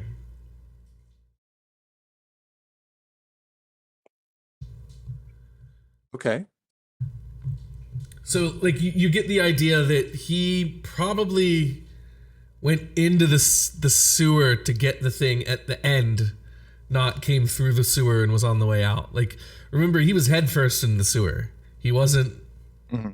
He wasn't like he wouldn't come out of the sewer feet first. That would be weird. I mean, this whole thing is weird. I don't know. It would be very weird to, oh, I'm going to climb up the ladder upside down.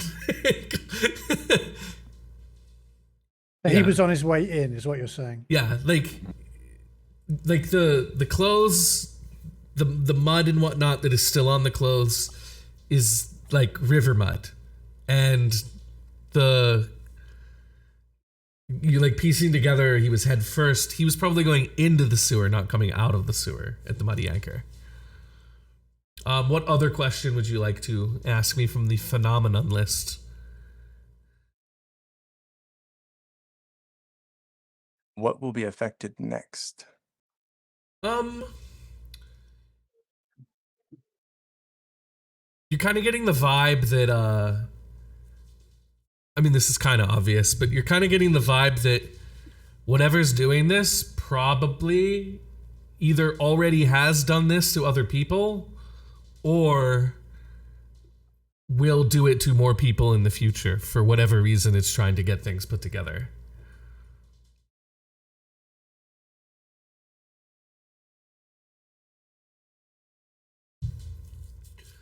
So maybe you should, however you can, try and figure out if there's anyone else that this thing has been happening to, or if there's any way that you can kind of figure out something like that, I guess.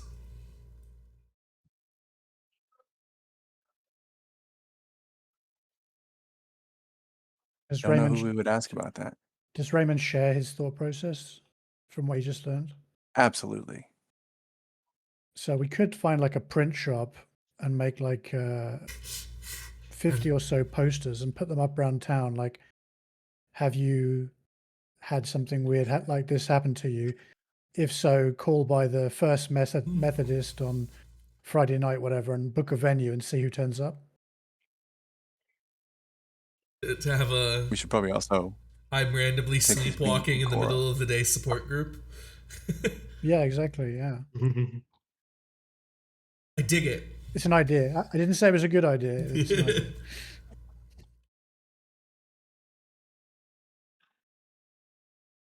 So yeah, Fugue State Anonymous. um, what did I say his name was? Ted? Did I say his name was Ted? I have so Tom. many things. Tom. Tom. It was some 3-letter name with a T. I was close. Tom eventually gets out of the shower, puts some clothes on, comes back downstairs. Okay, so when he pops into the room, I'm gonna say, "Hey, I've made you. How are you feeling?" And then like pass him the cup of tea. He Do I need to roll for this? Like, because I'm doing something untoward. He kind of like looks at you as you go to hand him the cup of tea, and he's like, I don't really drink tea. I just keep that here for when my mom comes to visit. She likes ice. She likes iced tea. Okay, so now I That's will good. have He him. won't. Maybe he won't notice the dark will in it. Yeah, but I doesn't will drink try a to lot of it. manipulate him now since he seems reluctant. I'll say something like, "It'll help calm you, and you'll wake up tomorrow feeling better." And throw in some like popular urban legend about the healing power of tannins or something like that. Is this manipulate, right? Oh yeah, it's 100% manipulate. So this will be plus sharp for you. Good. Healing power of tannins. Oh, 12. He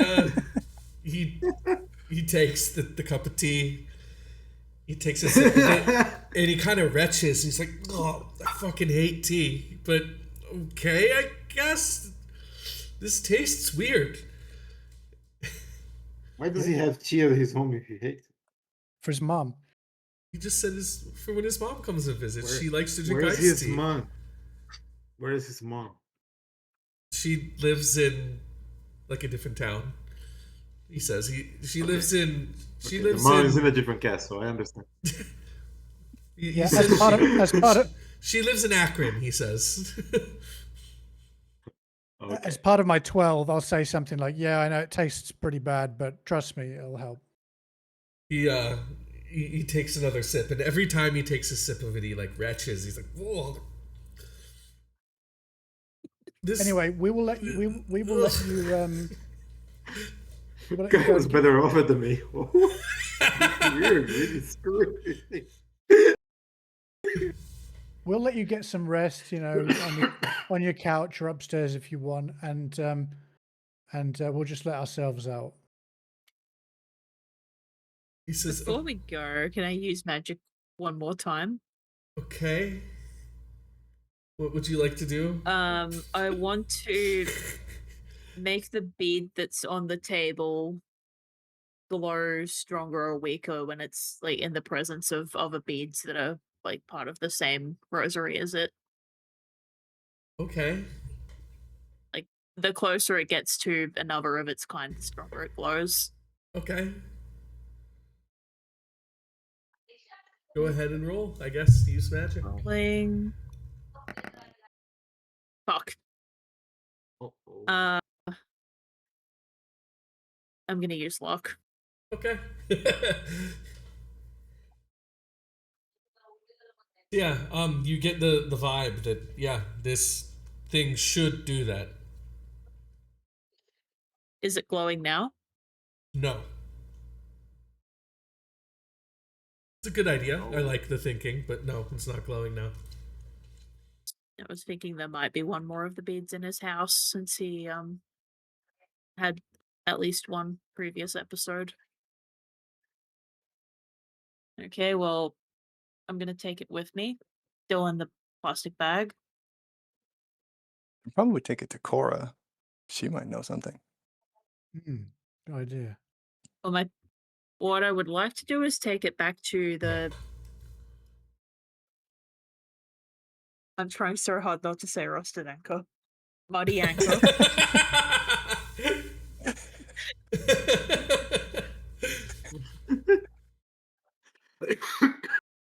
The funny thing is like, I came up with the name of that, not even thinking Elden Ring things at the time. Just, I came up with Muddy Anchor all by myself, on my own. I was like, that sounds like a cool name for a riverside restaurant bar. Yeah. And then now it's Next it's the next rusted game anchor. we're gonna get to the. I'll try to keep it in character. The character would never think Rusty. Next game, we're gonna get to the bar, and it's just gonna have had a name change. Like the Muddy's just gonna be crossed out and replaced with Rusty for no reason.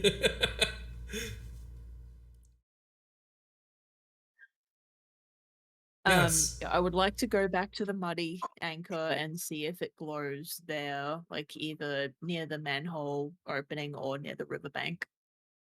That's a good idea. The manhole opening, you don't really get anything. As you're walking towards the river, it starts to glow as you walk past the restaurant, and then it starts to dim as you get closer to the river. You get about as close to the river as you can, because the river, let me do map.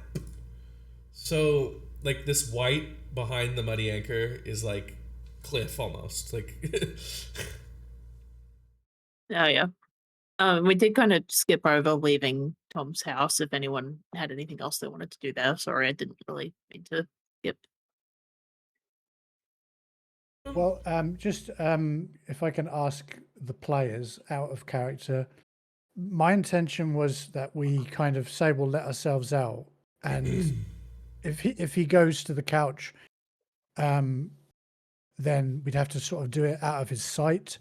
And if he went upstairs, we could do it more blatantly. But if there was anything else about his house we wanted to search before we left, and if there isn't anything in mind, then yeah, we can just move forward. I love the idea that we just leave and we just drugged this man into sleeping for no reason. No. I look around. I look around. I wanna look around and find anything that might be useful to me. And that is like, I know it's a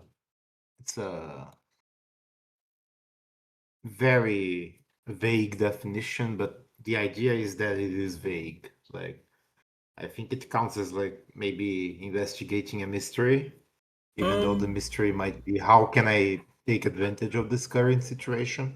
I think this is read a bad situation, not investigate a mystery. Okay,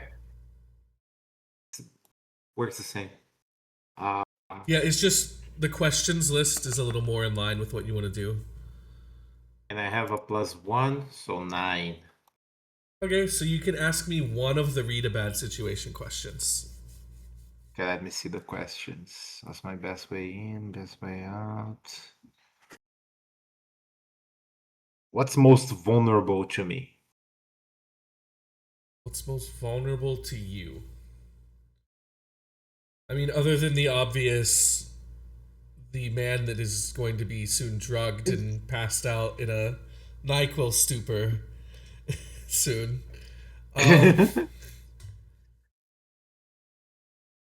Um, Specifically with the house itself,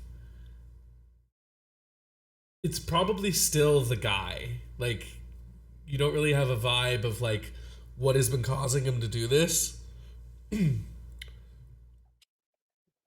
I see. But I mean, then again, Raymond. like you don't like you could pretty easily break into this dude's house. Like you notice he doesn't really have a security system. He doesn't like if you wanted to come in and rob this dude blind for some reason, you could probably do that. Okay, so the question, no, yeah, the question I have is that like, if this is happening here, how did it happen? Maybe it happened elsewhere, right? Like, so I'm trying to look for like vulnerabilities that would allow that to Um, happen elsewhere. Okay, that makes sense the way that you're asking it now. He doesn't like you don't get any inkling or anything that says, "Hey, this thing in his house is causing him to do this."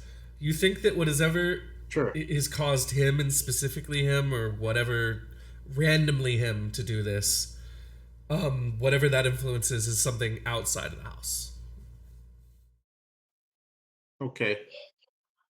Or that I maybe think he's been chosen for something about himself, not a, like he's a creature of circumstance, I guess would be the word I would look for. Like he's been chosen because he is specifically okay to do that job, if that makes sense. I see. Like if you were going to pick a person to swim across a river and then climb and lift a manhole cover, you would probably pick a pretty ripped dude to do it.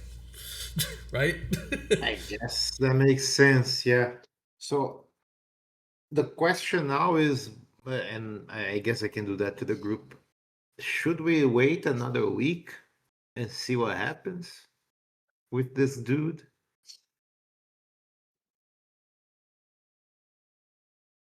I'm happy to keep him under observation, but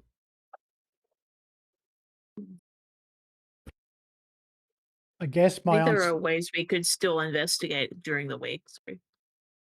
Yeah, I guess Wolfgang's answer to that question would kind of depend on a meta question of like knowing, well, perhaps knowing is the wrong word. What the chances are that each week's mystery is partially or even slightly connected to the last. I know it's called Monster of the Week, which suggests that they're pretty standalone. But if there are some connections and things like that, then it would mean that Wolfgang would be thinking, because he's a conspiracy theorist, like, no, we need to figure it all out as quickly as possible. You know, I've had too much coffee, blah, blah, blah, blah. Like manic energy kind of stuff. So, I guess to kind of pull aside the curtain a little bit, sometimes things will be kind of self-contained. Other times they'll be more mythosy related, like world related. So it's kind of like a season of Buffy the Vampire Slayer, right? So like Yeah, or like some of the the X episodes are Files kind or of something like standalone, that. but there is like but there is like an overarching plot that kind of comes together for the season finale. So yeah, like what you guys want to do next is completely up to you. But yeah, do you want to stake out the guy's house before we take the bead back? We can kind of retcon those things. Like, what do we want to do? Doug, what are you feeling about this situation?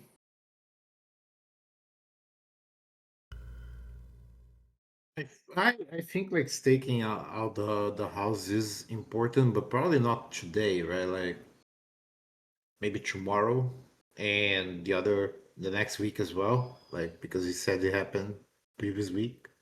But I guess the Why don't we bead is just the have best Doug? to go right now. So Doug, do you reckon you can camp outside this guy's house during the day? Yeah, sure. Why not? Doug's got a car. He doesn't need to be anywhere. Let's have our van life guy live here for a week. the surveillance Doug. That's the guy. I might even dig through his floor or something and see if I find something. And Yeah, does Wolf just does go Wolf rummage through his garbage bins like a raccoon. Yeah, that sounds great. Yeah, Maybe I'll find Wolfgang some is going to food. deduce from the lack of much response about the poster idea that the others thought it was too uncool, so he'll not bring that up again. What was the poster idea? I missed that. Start a fugue state anonymous group in Putnam. Yeah, so Oh. Happen to anyone else? Raymond had the sense. Do you remember how it was phrased, Raymond? About the like it will happen to other people, it has happened to other people, or something like that. I don't remember exactly what Casey said, like but it was something like that. yeah, like basically he got the vibe that like he's probably not the only one, and probably won't be the last.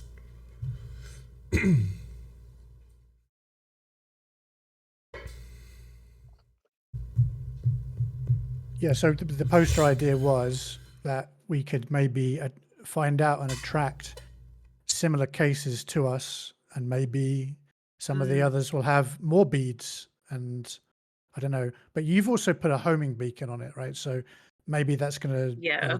shortcut the whole thing. So yeah.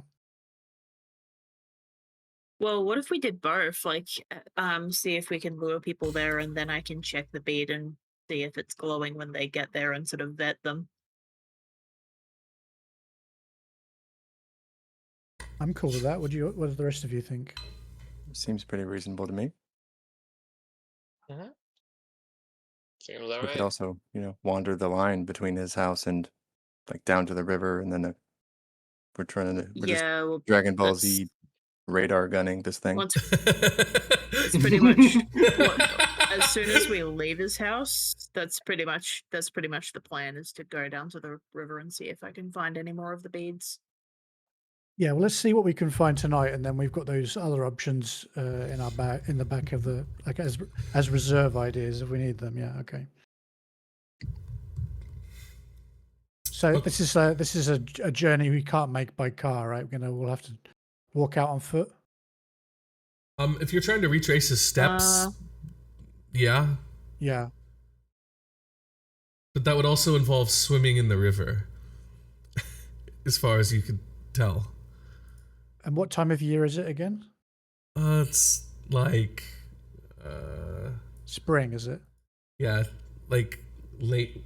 It's like what did I say? Did I say what season it was last time? I think I said it was spring. We can just stay on the bank.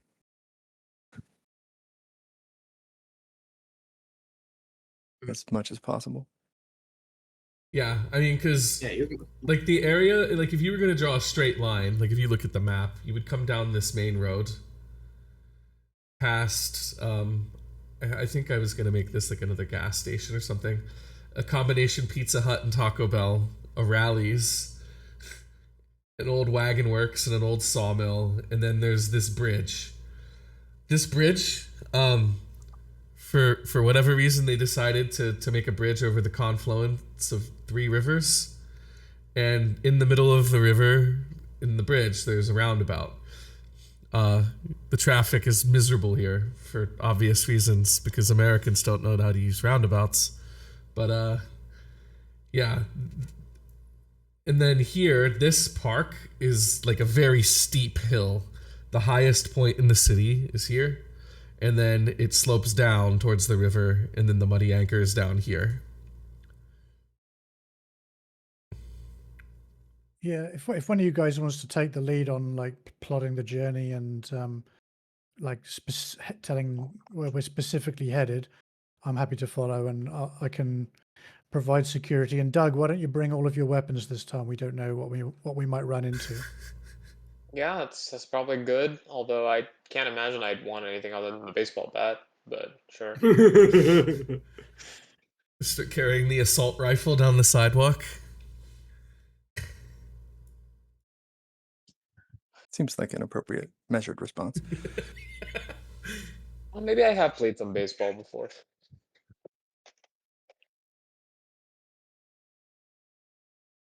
So, are you guys planning to just like walk down the sidewalk, or? Yeah, I mean, I think we just walk Yeah. down that major road until we get to the roundabout, and then We definitely don't want to do the whole 9 miles, right? Like,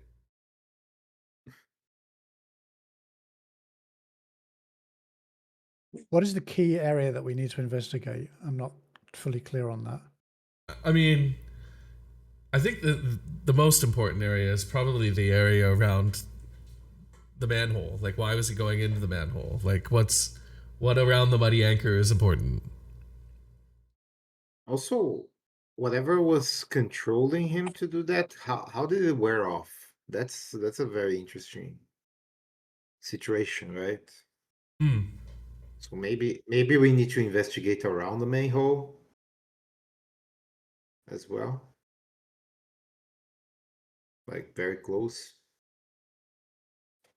I don't want to go through the river, that's for sure. But Yeah, not my we're first doing choice. it.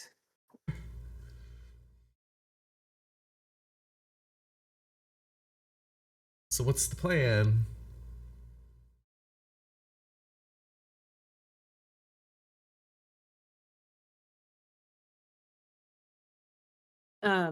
Sorry, I probably need to Well, if we gotta do something else for a second. rather I than just bleed, want to walk around and sorry, just like go back to the river and see where the bead starts glowing.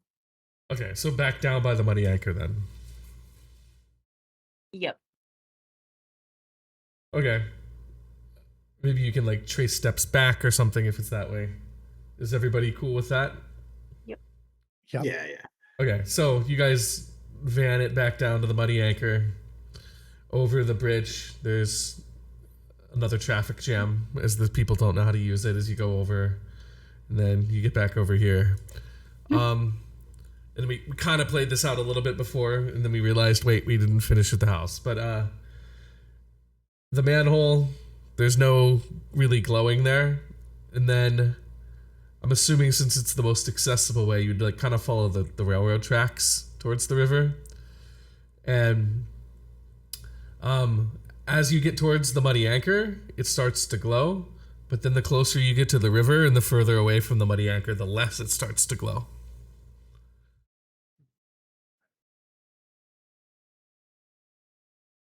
Okay. So it kind of seems like there might be something like around the actual anchor itself.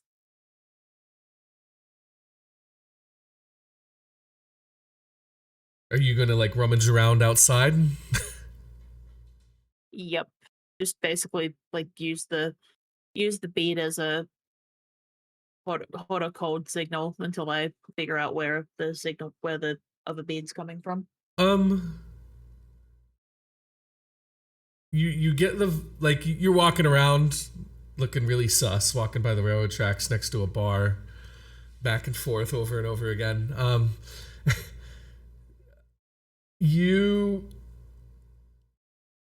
feel that it's strongest if you like put the bead like right up to one of the walls on like the back left side of the building here. Like the other beads might be inside. In the bar. Yeah. Okay.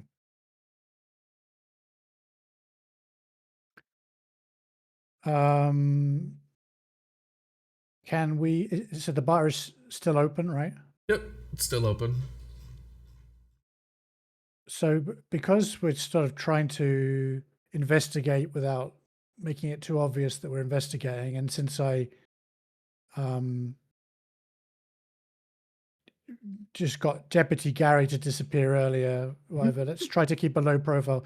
So I'm happy to like sit inside the bar and just chill out and be ready for backup if somebody needs to call. And then like maybe the like less people can do the actual investigation part, so we're not all in one place, sort of. That's a good point. Yeah, I can stick around to help, but if we're gonna go with that, I guess it's better if I am the one like walking and like looking like it's nothing Mm. and trying to investigate. Okay.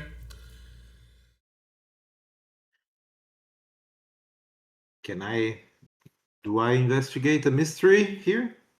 Nah, I don't think you really need to because you have this glowing bead thing. Okay. Like you kind of like map out in your head the like layout of the building, and the place where it's growing the strongest is the wall that is like the exterior wall of what would be the bathroom inside. Oh, So you reckon you should probably start in the bathroom? I see. Okay, so I go to the bathroom from the outside, like towards the direction of the bathroom. From the outside, like you're gonna like climb in a Yeah, window. towards the direction, but like go closer just to confirm that it's the bathroom. Oh, like from the door towards the bathroom. Yeah, it starts Yeah, glowing get as stronger. close as you, close as possible to the window. yeah, like I'm assuming the bathroom has a window. yeah, like it's coming strongest from what would be the bathroom. You would assume. Okay. Okay, I well- text Wolfgang about it because he's inside. He could go to the bathroom, low profile style. Did anyone else come in with me, like to do the drink part? I mean, I went in because I want an excuse to look at where the signal's coming from. Raymond, Okay, Doug, so did you go in as well?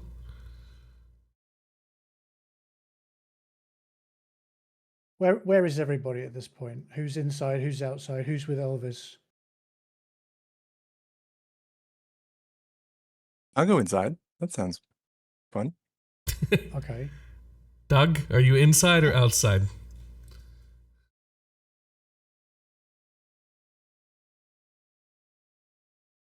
Doug is inside, passed out. Okay. So who has the bead? I'm a bit confused about that. I have the bead. But you can Okay. take it if you want. It's still I don't particularly want. I guess I took it right to figure it out. Yeah, well, you can Like- have it. Okay. So I guess you're outside alone, Elvis, with the bead, and you think it's in the bathroom, wherever the other beads would be. Is it the male bathroom or the female bathroom, or what's the deal? It is a unisex bathroom. Unisex bathroom. Okay. I text Wolfgang about it, and I stick around by the window of the bathroom. Okay, so you're still outside. All right, I will let Aoife know about the text message, and say something like, "Shout if you need me," because I think that she's keen to go and find it. Yep. Well, I'll go in. Is there any way I can do this without getting myself covered in toilet water?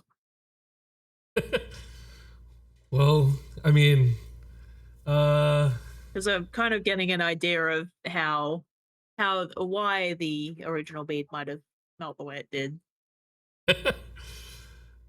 uh, why don't you roll plus sharp for me when you get into the bathroom to kind of read a bad situation? We'll say. I don't think that's one of my good stats. That's not. It could be worse.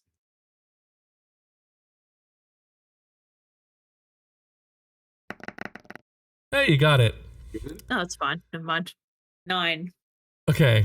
I'm gonna just give you here. This is kind of like a notice roll, I would assume. You notice as you go in, as you're like, dear God, I don't want to dig around in the toilet. Like the tiles on the wall, you notice that one of the tiles on the wall looks a bit like loose. Like you could almost take it off the wall. Okay, I'm gonna. Yep, let's go ahead and do that. There's a little like recess in the wall where there's like the tile was put over like the original vintage brick of whatever this building used to be, like an old warehouse or something. And in this little nook behind the tile is like a whole rosary, and it's missing a bead. Oh, that's a lot easier. I thought we were gonna have to find like 8 individual beads or some shit. Okay, that's easier. No. And you see why it was missing a bead. It looks like it had broken, like the chain had broken, and whatever was holding that bead on had fallen off. But like the knots are like links of the chain that were holding the other beads on are still secure.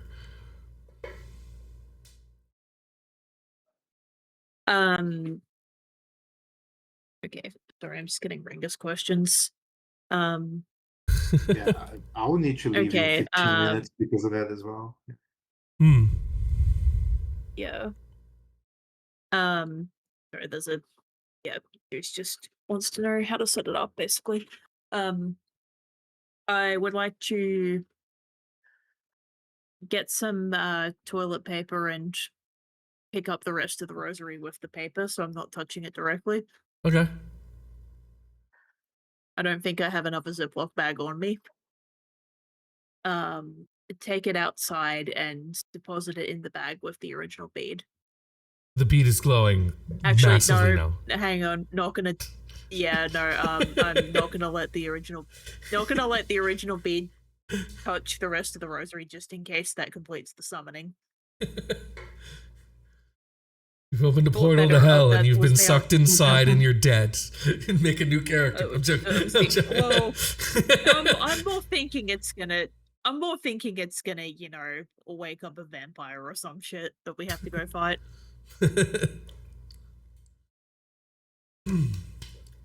But I'll This have is them like near each other, but not touching. an outside game question. Do rosaries have anything on them like a small plate where you can have like inscriptions or anything if they get gifted from like parent to child or something? Or is that not a thing? I don't know. I think that Rosaries are basically just like I know what they are, but I just don't know if they're ever personalized with messages or anything like that. Steph says yes, they can in the chat. Thanks for that. they can. Never seen one like that. Thank you. Yeah. My thought was like if we can find out who actually this rosary belonged to.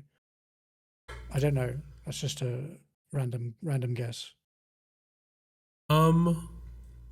There is like a little plate now that I'm remembering what a rosary specifically looks like engraved into the back of like the little plate above the crucifix that's on the rosary. There is a J, but nothing else. Just engraved into the rosary.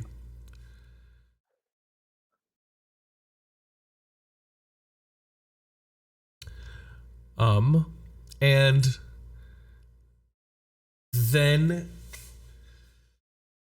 we'll say from the TV in the bar, we'll say it's like 10 o'clock-ish now, probably. The 10 o'clock news comes on. And there is the lead story you can hear. It kind of catches your eye. The lead story says... Let me...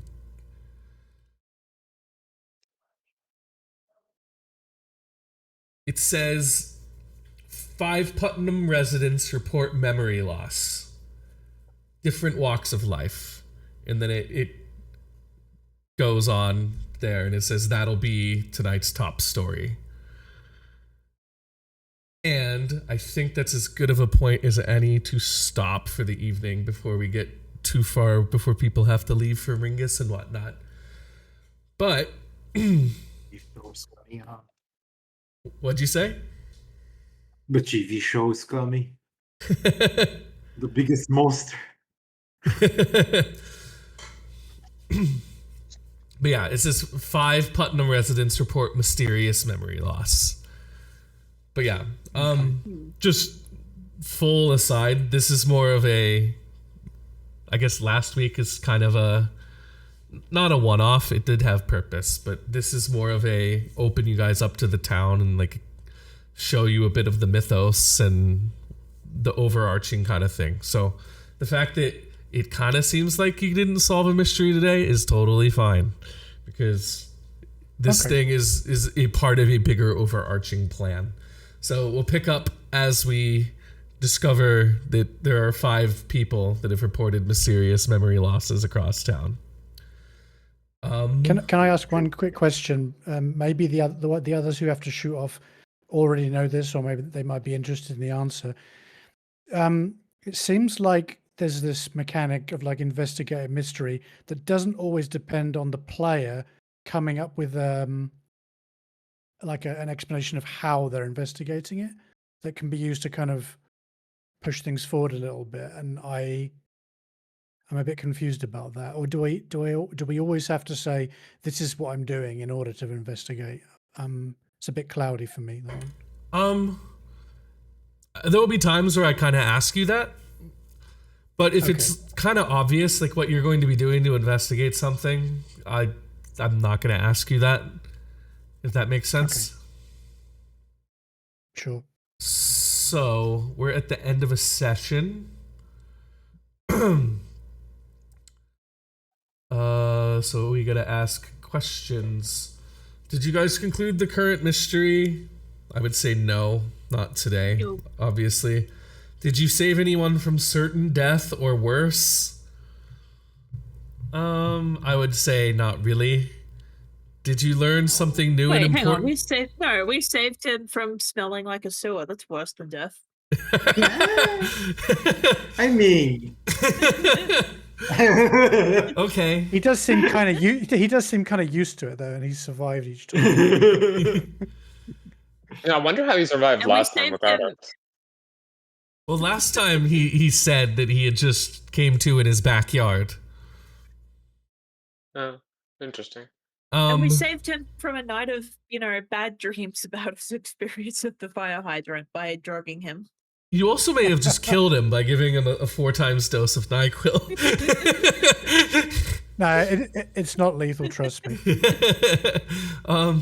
Did you learn anything new and important about the world? I would say unpatently yes, you definitely did. Did you learn anything new and important about any of the hunters? Yes. So I'm going to say that's a 2. I'm going to say smelling like a sewer is not worse than death. Sorry. So you can mark 1 more experience on your character sheets. okay, I have 5 already. Do So I get the level and then 1, or Every time you get 5, you can go ahead and take a level up and put it back to 0. So yeah, like you can actually in this game level up like in the middle of the session. Oh, okay. Yeah. So how does the level work? I just give myself one in one of the So if you look at things. if you look at like the actual playbooks, there's a Yeah. list. It tells you what you can do when you level up. It says like when you filled all 5 Okay. experience boxes, you level up. You erase all the marks and pick an improvement from the improvement list. How much Oh, experience okay. did we gain this time? 1. All right, that gives me exactly to level 1, like $5. Improvement Damn, I need list. to fill. Let's I need take to fill that. some more rolls. Yeah, I earned a total of 4 experience during that session, but even before the one at the end. So I think yeah, you have to kind of just take big risks or something like that. Oh, I just keep like Where's the succeeding at what I'm trying to do. Like, I guess That's I'm true. just like skill diffing you guys on the rolls. Skill diffing. Yeah, I did have I did have very low rolls. That's true. Yeah, you did have pretty bad luck on your rolls today. But Okay, yeah, thank you so much, Oh, Casey. hang on. Wait, no. If I use a luck on a failed roll, I don't get to mark the experience. if you right? use luck, you don't get experience because you didn't fail. Yeah, that's okay. Improvements. Um, Where's the list of improvements here? while we're finishing this, I'm going to you guys can talk for a second. I'm going to like finish the stream, so I'm just going to mute myself. Nice dream. Bye. I stream. We are going to raid Who's for obvious reasons today. So yeah, we're gonna raid Who's. Or no, that's not a thing here. Wrong window. Fuck. It's all gone bad. Everything's gone bad. Cool. It is time. Raid into Mr. Hooser.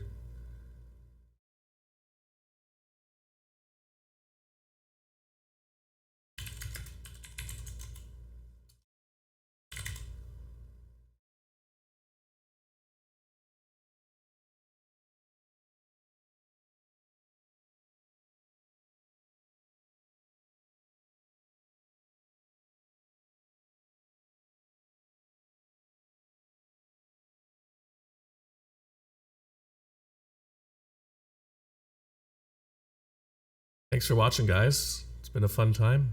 This is really fun to do. See you guys.